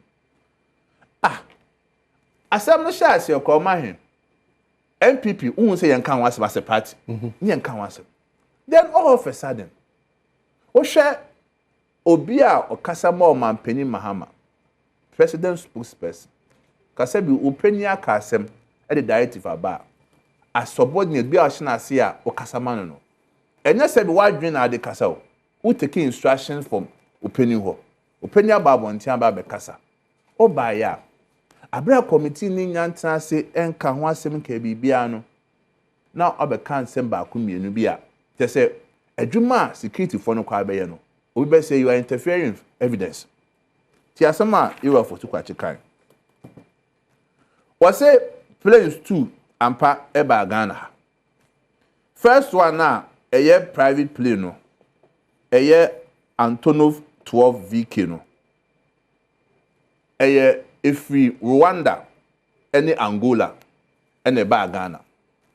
Now according to Ofosu Kwachi, was say plane no at the contia a ba Ghana han say Rwanda and Angola. Omuni Bweni lances be a friend RA3 certification. E ma cargo planes. It me free Africa they call Europe. Now normal war plane according to him. Oil drilling machines or equipment and also plane or commodity Europe. Second one was it air made and also so bad Ghana. So plane no AC Ghana and so if you want Rwanda ni Angola and Eba. Now and also see Ghana for refueling and I feel so staff are no more normal bread next on my job on my home. In both places ni nyina no ebesi Ghana no enya maintenance or challenges therefore say planes won bibi essay e say question na yebu say ho ne say honorable intim Fodjo say plane no free Gran Canaria and e ba Ghana street honorable Felix Ofuskwachi say plane no free Rwanda and Angola and e ba Oman kamenya kayemfa map of Africa ento efidie no so na nka obi ahwe wo question bi a ese honorable Fosu Kwachi timi cheche Ghana for ne atiase o map of Africa o hwe baabi a Rwanda ehye na o hwe baabi a Angola esuso wa ni na o hwe the right side of Africa, east side one. In fact, Rwanda cried eben Ethiopia, eben Kenya, and Angola so ben South Africa. Era Fosu Kwachi Kasano, when Timan say plane no ebia starting free Angola and the call Rwanda and Saneba Ghana. Now say if Rwanda and the Angola and Saneba Ghana. Chef, first one was say RA3 certificate. At the country I play nearby. Engine eba Ghana no say ne certificate. O my oko Congo Angola ah omo airport bi omo sin fefe friend Antonio Agostino Neto International Airport website bi o friend VER Angola na say opese onya efu eyi na check www.verangola.net. Oko website now, as far back as November 7, 2024, it gave history about Sa airport. No. Emane ka say, Sa RA3 certificate, you are for to catch say Rwanda ni Angola and Enibino. Angola, enya Sa certificate, no, 19 December 2023. 19 December 2023. Maybe he was not on top when Okasano. Oh, maybe. Maybe. Can you give me that benefit of the doubt? That maybe he was not on top. That they've acquired that certificate. So clearly what it means is that they were barred from those things stopping there. He's not gone back to check. So a lawyer. On my back, Emma Cancher said, Sebido Kayano, Wayanfonso. And so far as on my back, no mean to me man the benefit of the doubt because I dare no at that one thing. Sebi Oba catches oh, they may my mistake. Then come in metananka. But an opinion no can say. Ombra bontin me cash. 2. And then the credit based on information I'm down. And then the credit because Angola was our certification. I am Makama cargo, it's me call amount. Okay, so Ampedu Mesro, just get the minister for us to do that clarification. It's important because maybe man, the benefit of the doubt say as of 2023, December 19th December. Maybe he was not on top of that information. So it will be fair if that is the status no for him to come until out. The one I'm yeah. And 2, according to Era Felix Fosu Kwachi, but say plane no eco Europe, but any certification to never Ghana me boy. And I'm a man for to say Rwanda. Whether plane free Angola they call Rwanda if Angola na Rwanda they call Angola na ni na remember on fatu. Ethiopia airport. All Africa ha one of the most busiest airports in Africa in Ethiopia. Omo RA3 certificate me no so many bi. We Ethiopia if you are Kenya. As you closer to Rwanda. Omo RA3 certificate bi na so many bi. They have. Enti ebede na plane was so per certification. Etwa Ethiopia atwa Kenya ho. Aba straight to Ghana. Say was say Ghana and there was a certification. In any case, so uko Europa from Africa no okos remember. Morocco no. Egypt no. Even Libya no. And sa Tunisia no. Algeria no. And the same cloning na say indeed say the era for to kwache catch and sanet here. Argentina play no ankosro to get closer to Europe to get certification. Name a free East Africa. A trema by West Africa. I see Ghana. You see, when you have your questions, sir, your person minister no ultimately change the. Okay, so map on the dash no. And you say the general secretary can. But still, I'm not getting your point. So you are suggesting that the information put out by the communications minister, no, government communications, any papa. You see, Omai, Sebi, position me crano. Me medina me kase papa and papa. But a no more there beto abontino. And I'm passing your interrogate. Na ye busa question say, wakasa. Ne mo no mebi wo ha, ye nyanti ase. To the brabe chichim. Ti say sama me busa nyina. Enkomo ne yedi. Eto so biem. Ofa second flight na eye mid na. Was say a bag Ghana. My sister station. My joy. Joy. Ebra Ira Fusukwachi HH Mono on 3rd April 2025. All my reasons no. STT said made no and also free. Rwanda, Angola, and the BP Ghana. But Okase play no STT free Grand Canaries. Canary and a bar Ghana. At least for the first time, no, you established said there's a certain island called Grand Canaria. Oh. Now reason I play in Bahani said or say play no refueling. And now more staff na bread or more John Mahome. My Unya Minister Busani said play ni free Ghana no a conhinfa. These are legitimate questions, sir. AC Busano. Say play in free Ghana no e konhenfa. Oye no free wa. Private jet na e say e ba Ghana ha. E be nya fort. It's na ha 13 days no. E free Ghana no e sa konhenfa because from asem okache was say adequate plane be see and say normal per certification Ghana ha. Okay. After 13 days now we see plane in every year no. What was the next destination of the plane? Dear Minister, so Timbe Church Ghana, say ampa onya certification of Ghana and you go Europe. Now say a call back to Grand Canaria. Where your questions are, you expect Minister no say obetimi abe ye ahoa no amagana. Amagana fonyat. Ama ye nya one say in the space of just about 3 getting to 4 months. NDC are buying a buy 3 different instances. Normal a Pia Babon thing, who came one sem second who came one sem Cape Coast. Playing Yabiso, what your fans say, and nobody nyanya information ye, but what your fans allegedly who came one sema, a say aba, I can wasem. Any supplement, no my kuhu. Share, maybe a Ghana for ref. Oh my.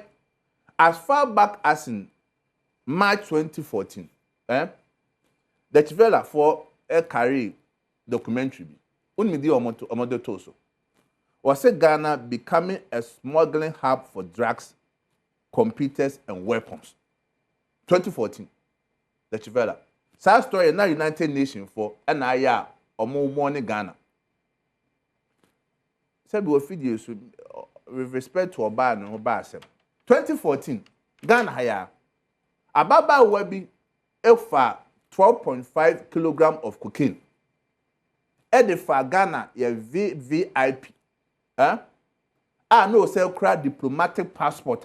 Sebi diplomatic passport. O my hunu kofo o me entitled diplomatic passport. Ediko Heathrow Airport. And then Heathrow Airport na me ofo no kwache na kwa cocaine no koy. 2014. MPP ba bem. Ghana are signatories to 3 major international conventions and treaties. First one, the United Nations Convention Against Transnational Organized Crime, ANTOC.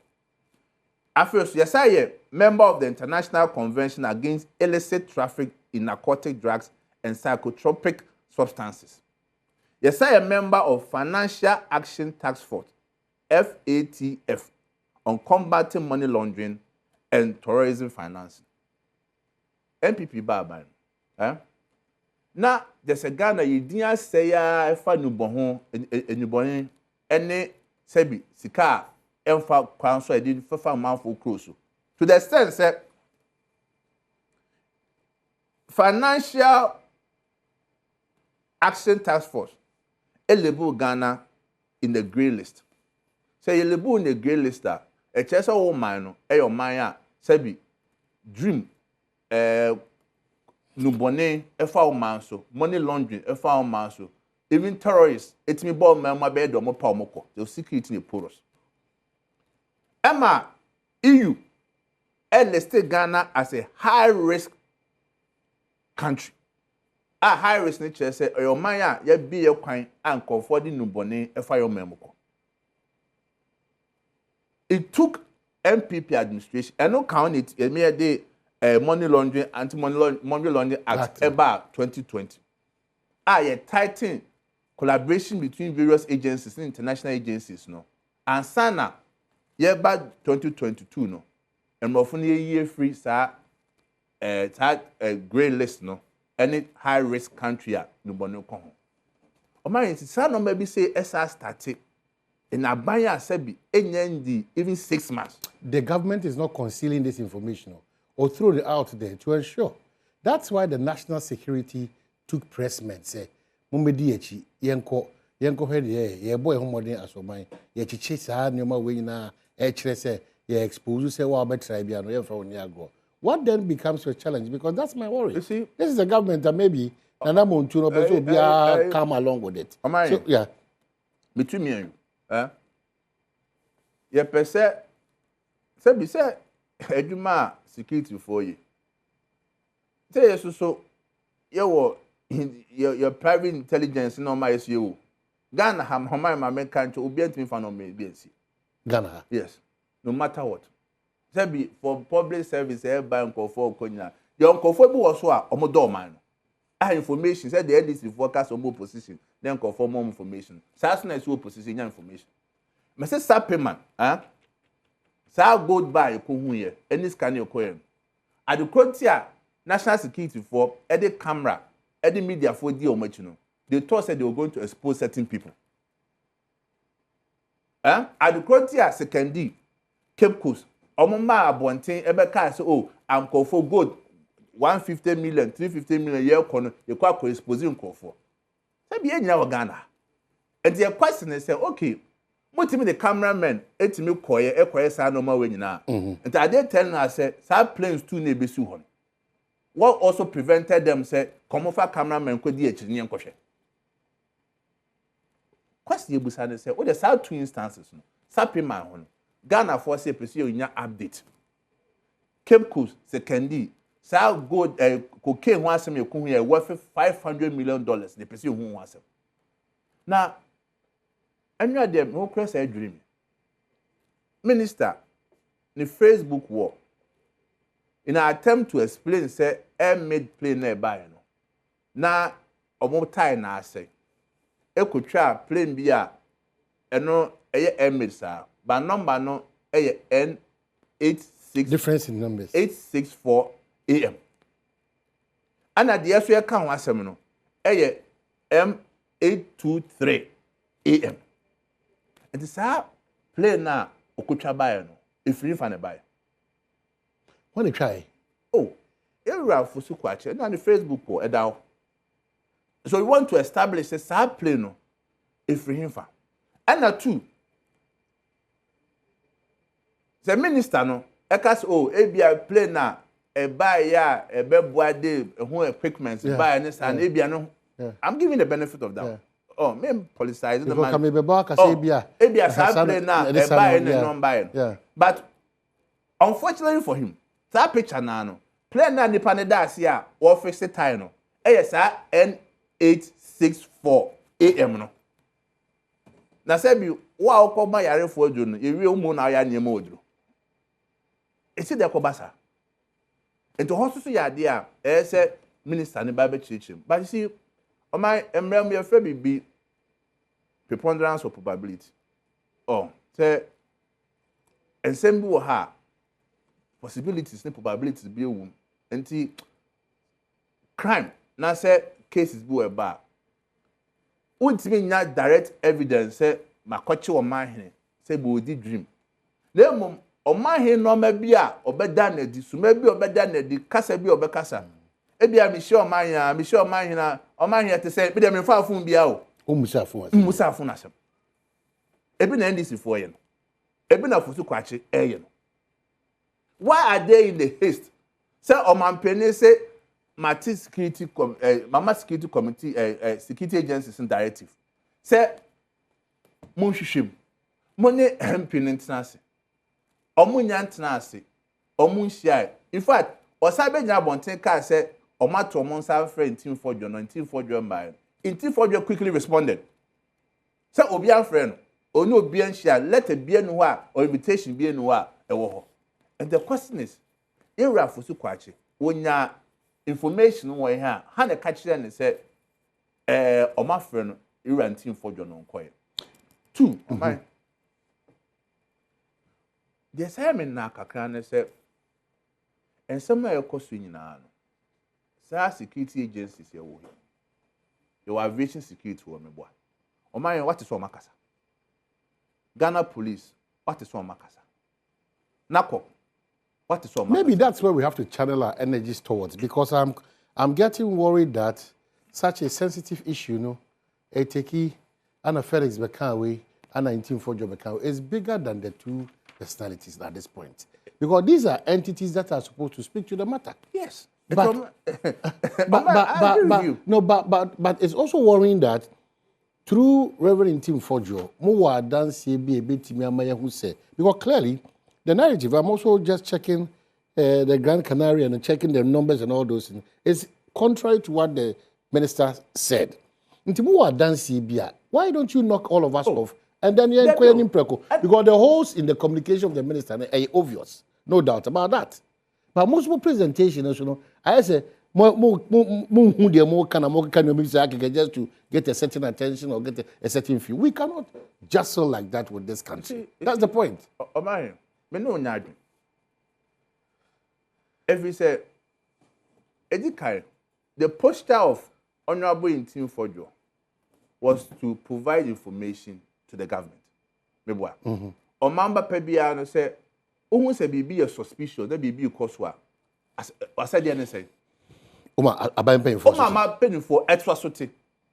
And so, yet, Banaka, as a community, Yasura Jawa, Yabo and Sema in Team Fojo.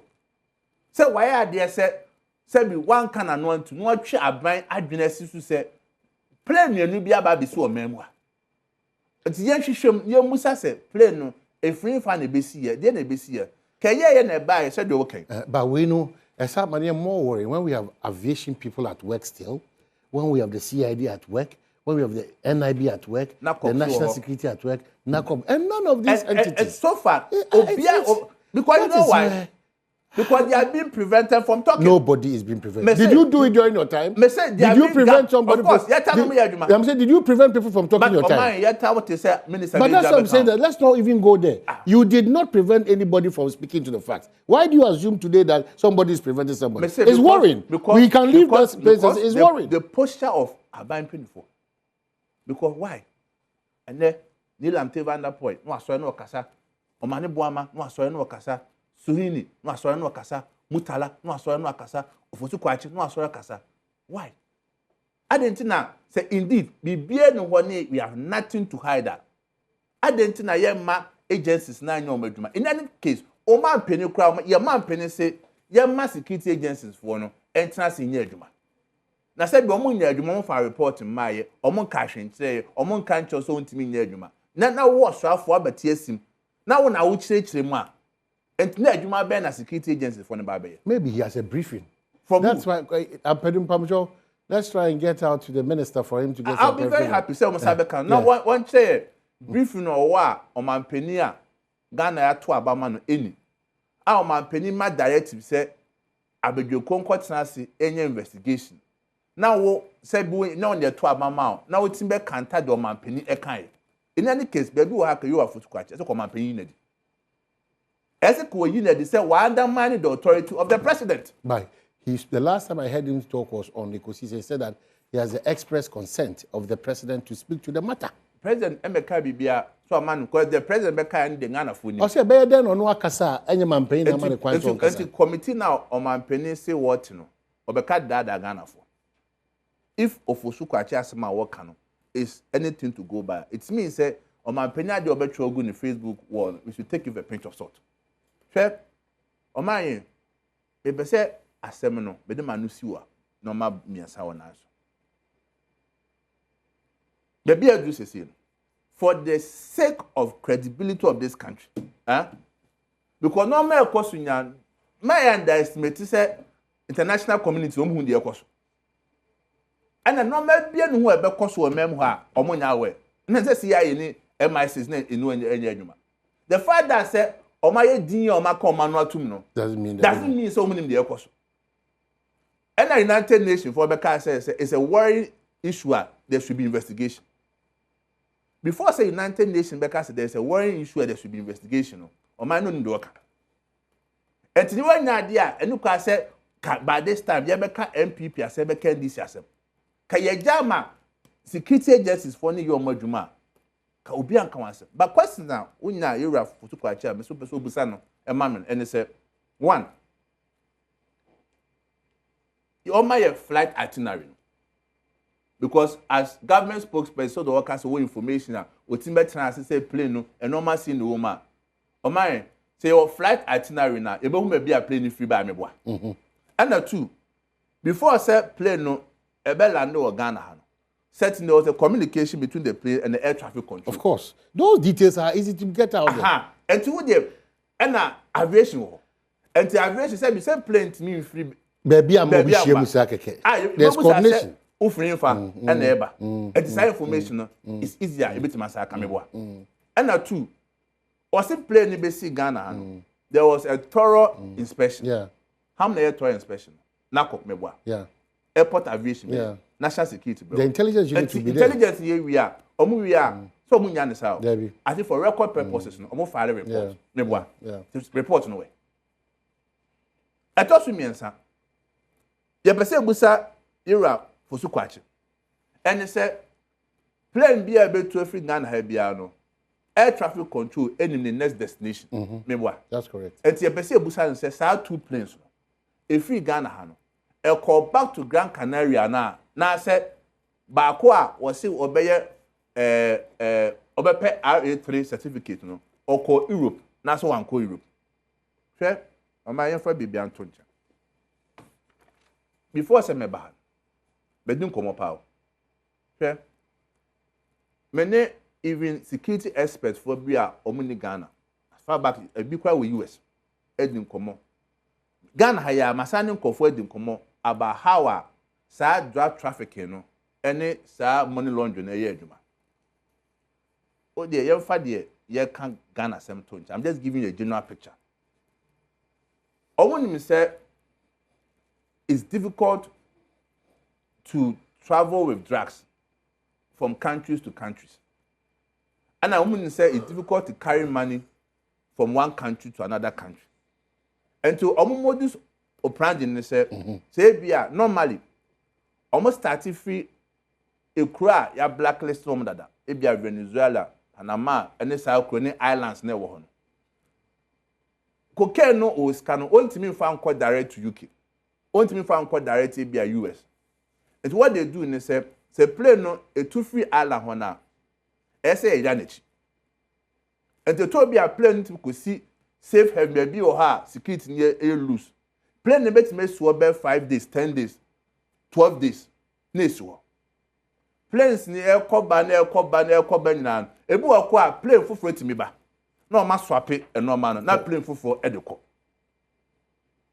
etisa na o ma na o operating one hwe ya wadwe best o plane abesuo 10 days 12 days 15 days enko ba bia for you know no aye adwuma wi ayeko to a BT system but we din na wo enti so obi be chance catch us say plane abesu member 13 days plane abesu baby a free ban is suspicious enti men friend diagra now free say bi wa ban all power enti say bi ade no kra oni hu nipa bi kra for ma yen kata so a it will come back to hand the country to me say Europe for to kwache any NDC for a o ma so ma no a o mo di renting for dwatem that's say by now there etika ye nyina ye boy nsem ma ne say asem kra wa ka no kra no say bi wa yo mamba pa yen ko hwehwem ye hu ni krom say hu ni kra wom even assume that meeting say ko hu say bi antisa kra it up our credibility as a country a chairman kofo nya confidence we say but you also don't deliberately put out stuff that you think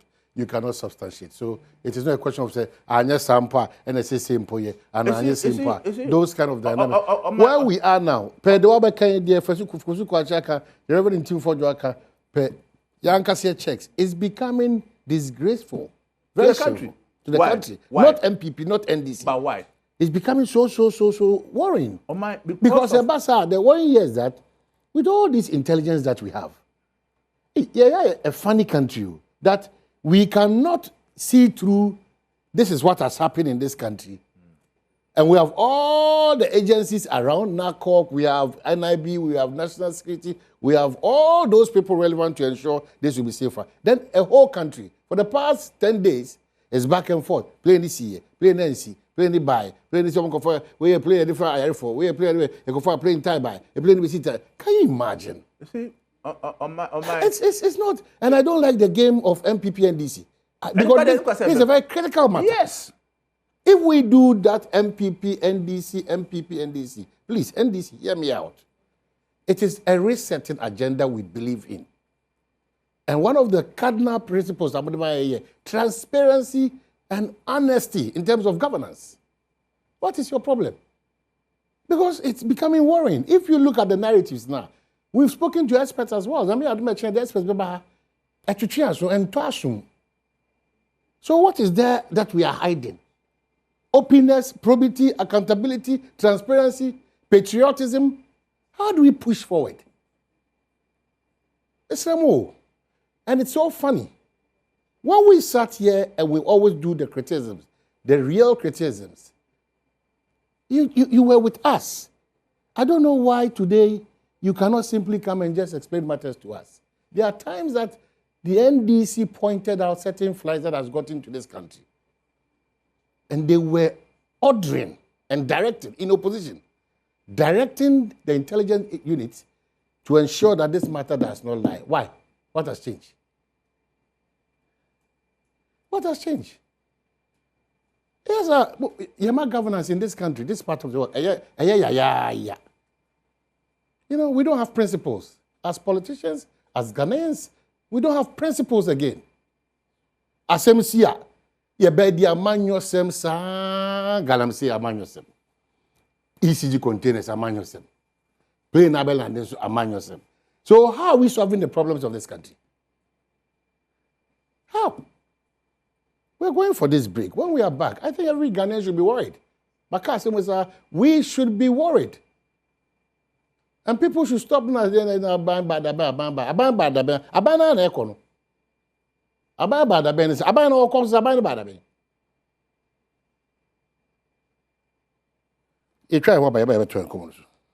Well, if you've just joined us, Amanda Soguso na Oshe, hi Badwam on Adom TV, Multi TV. So the next 15 minutes, you better from 5:45, wake up 9:25. And the General Secretary, New Patriotic Party, Lawyer Justin Frimpong Kodia, and Education Commodity. So we are back, Lawyer. Because of your bringing maybe we'll do one or two conversations, then I make me round party quickly. Near our papa.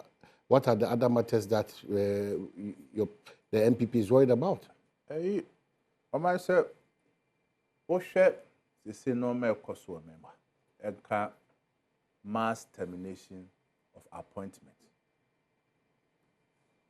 Now, my me di mon central funds on yakaka.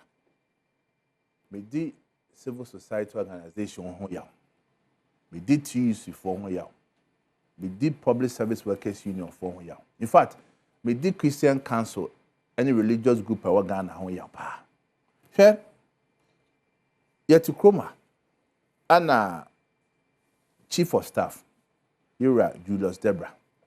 Eddie Carter be Badwam said on 10th February 2025 said Omo ya form abandonment bia after 7th December. Sa appointment ni na no ye revoke because against best practices. Oma samede buy no. Oho ne yehu se papa no be odi asem ne nam no ene ho nsusuaso no dachi bi ebe ha oman no oman Ghana institutions bi e wo mem ha bia no one me ya adwen se before se ebetima fa nipa ɛwɔ aban so yɛ no ɛsɛ yɛ capture our budget mu ansa for the year to 2024 budget no say yɛ Ghana education service o say yɛ Ghana health service o say yɛ good ko no saa normally yɛ say capture our budget mu budget no for 1 year meboa enti as to set time a obi befa nipa ɛwɔ aban so yɛ no so far as it's within the budget year no Oman, how can he say it breaches best practices? Ofa nipa mane broso. Debi, say nipa ebi nim ko adwuma mu omunya bibia kra. Debi, I say e ba na bia ye ka say yan capture no budget mu. Aba na ma keep preparation say ye be fa san kofo mu a. Eno kwa dey tia Public Financial Management Act. Eno wa be bia bit ma say charge you. We can be charged for causing financial loss. But so far as ye dey call parliament, na parliament agya tum say afi no teacher for amotima form ya ma approval nurse for amotima ma ya ma approval no eno no issue wo mu ye de their quest to practice good governance and a lead to termination revocation see. And I'm very surprised say obeti say NDC for because MPP apenso bibi says you. Yes, it is true say during transitional period you are suffering from make a comment but I throw a challenge to them. So among can say nipa MPP penso ye buy a terminate to my point my family to abonti.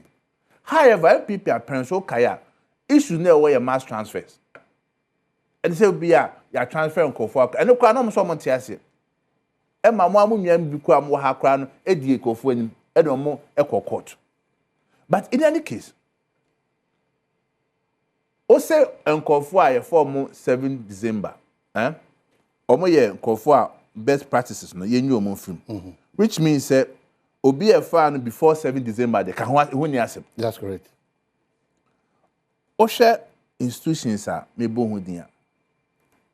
First one SNIT SNIT nkofo a omo koye adwuma omo koye interview nyina no ebi eye before December 7th ya ma makotena fie oye SNIT through youth employment agency mechanization omo a ye ma approve say omo public service I interview omo call mechanization na even before December 7th no so omo kotena fie oye ni through VRA omo ma appointment November 2024 I take effect 2nd December so omo kotena fie NCA enkofo ye mama appointment 2017 July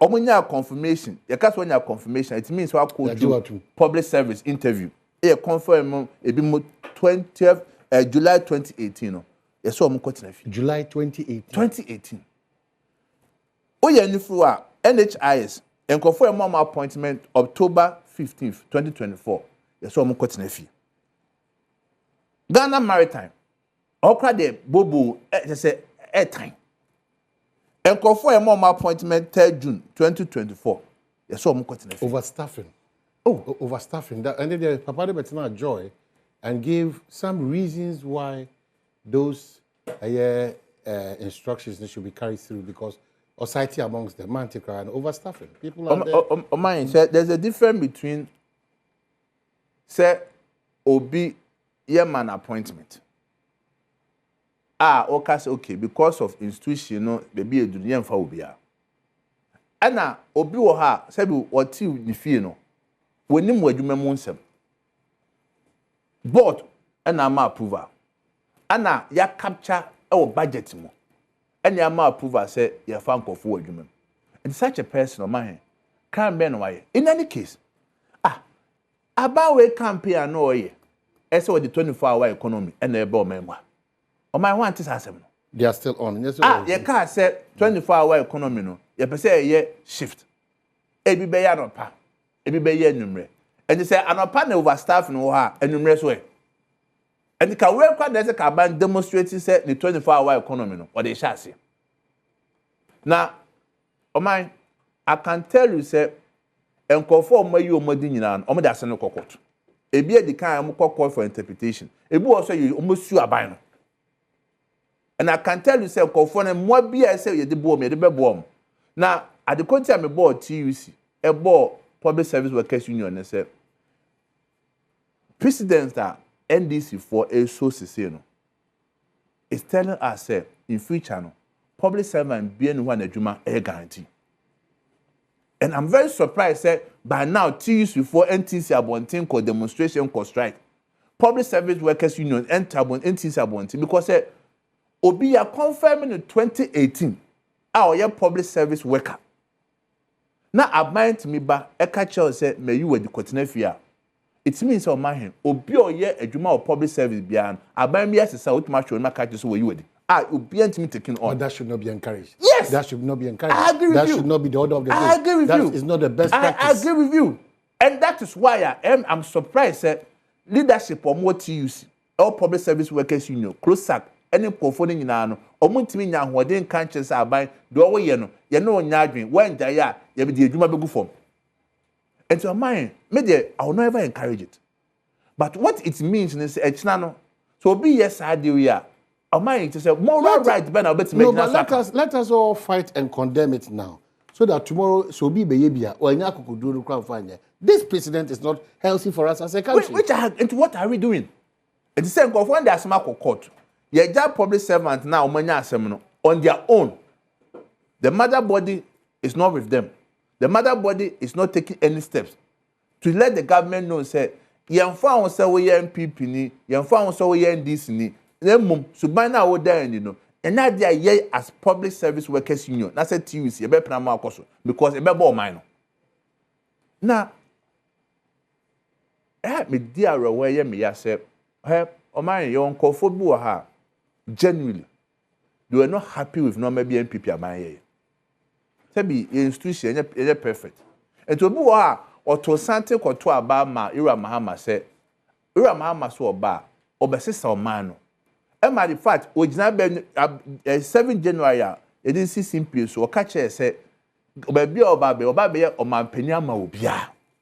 Na number be MPP aban ye kwa enya na prenso e be ni nyefro. So is it the Ghana Ira man panya Mahama e kan say. Na mum CEOs are moto o mo yes adewe. Hwe public service CEO be acting CEO. Only to me say obey nkofo di without approval of the board. Now, omonim na nkofo ndi asem court. Na court bua say oma bo man ne ka.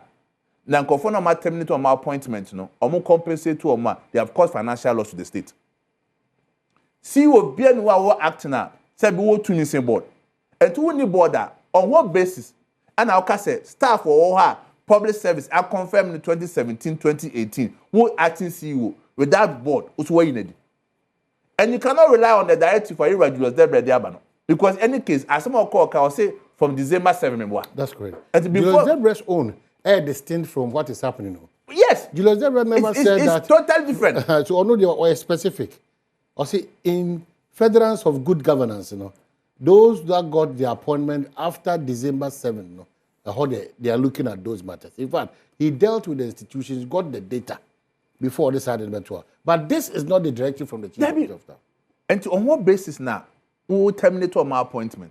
So my when you find 20 years I kaya my say Chinebi whether no. We need to stop it. It's not about Chinebi. The more you talk about Chinebi, you are condoning this president and saying the aftermath, and nobody has the courage to talk about it again, or moral grounds. That should not be the case.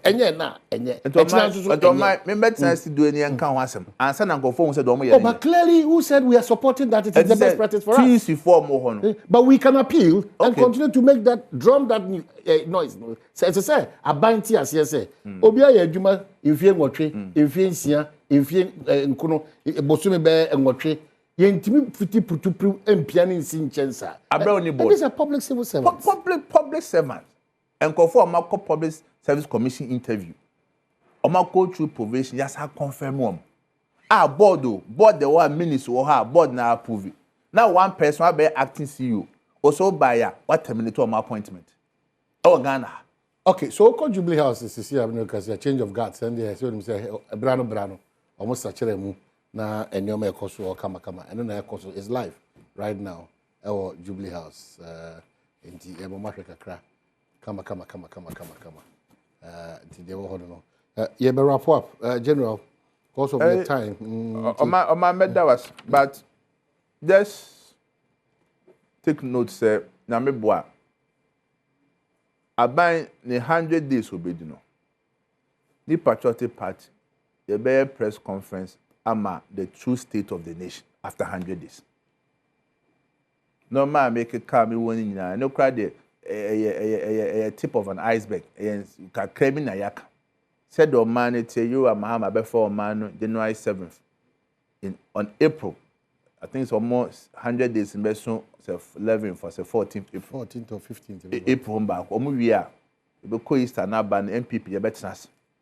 Na your ma Ghana fo. Yenim normal e cost wo mem ha. Ye ba ye edwuma ye se ye Ghana fo se ye kwatena achi. Me ba ko mienu bi ye ankoye. Ye sua lessons.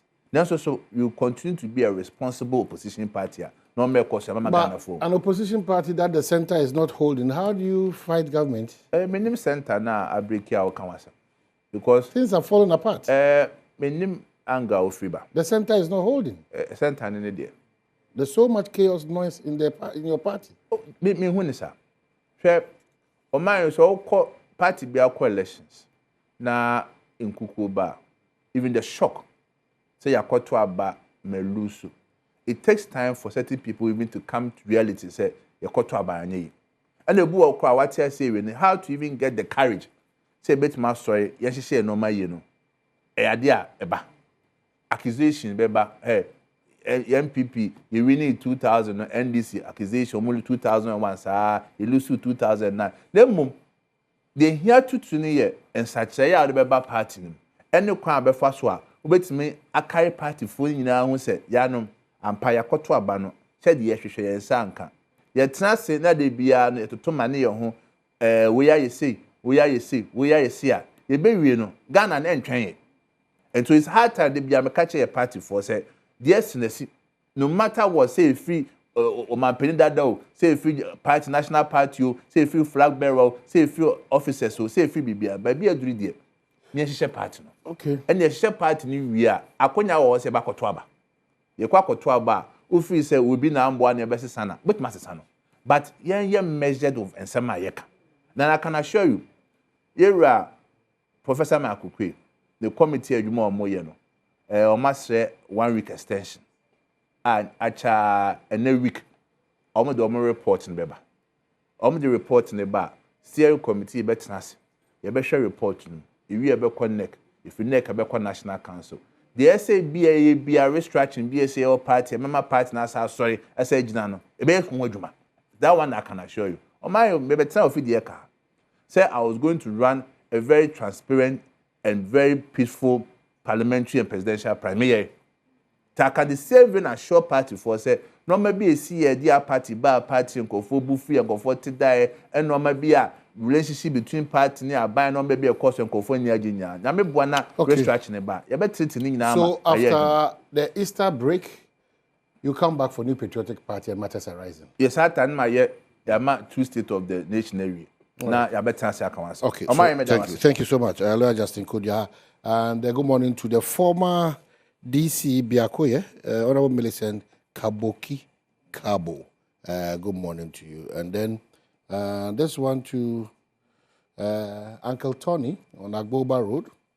Good morning. You are enjoying the discussion. Rudy Dimomi to good morning to everybody. Osheti Biano. We thank you so much. We appreciate you as well. We don't mind here coming Santina me aduma. The best have a very great day and a positive week. Thank you.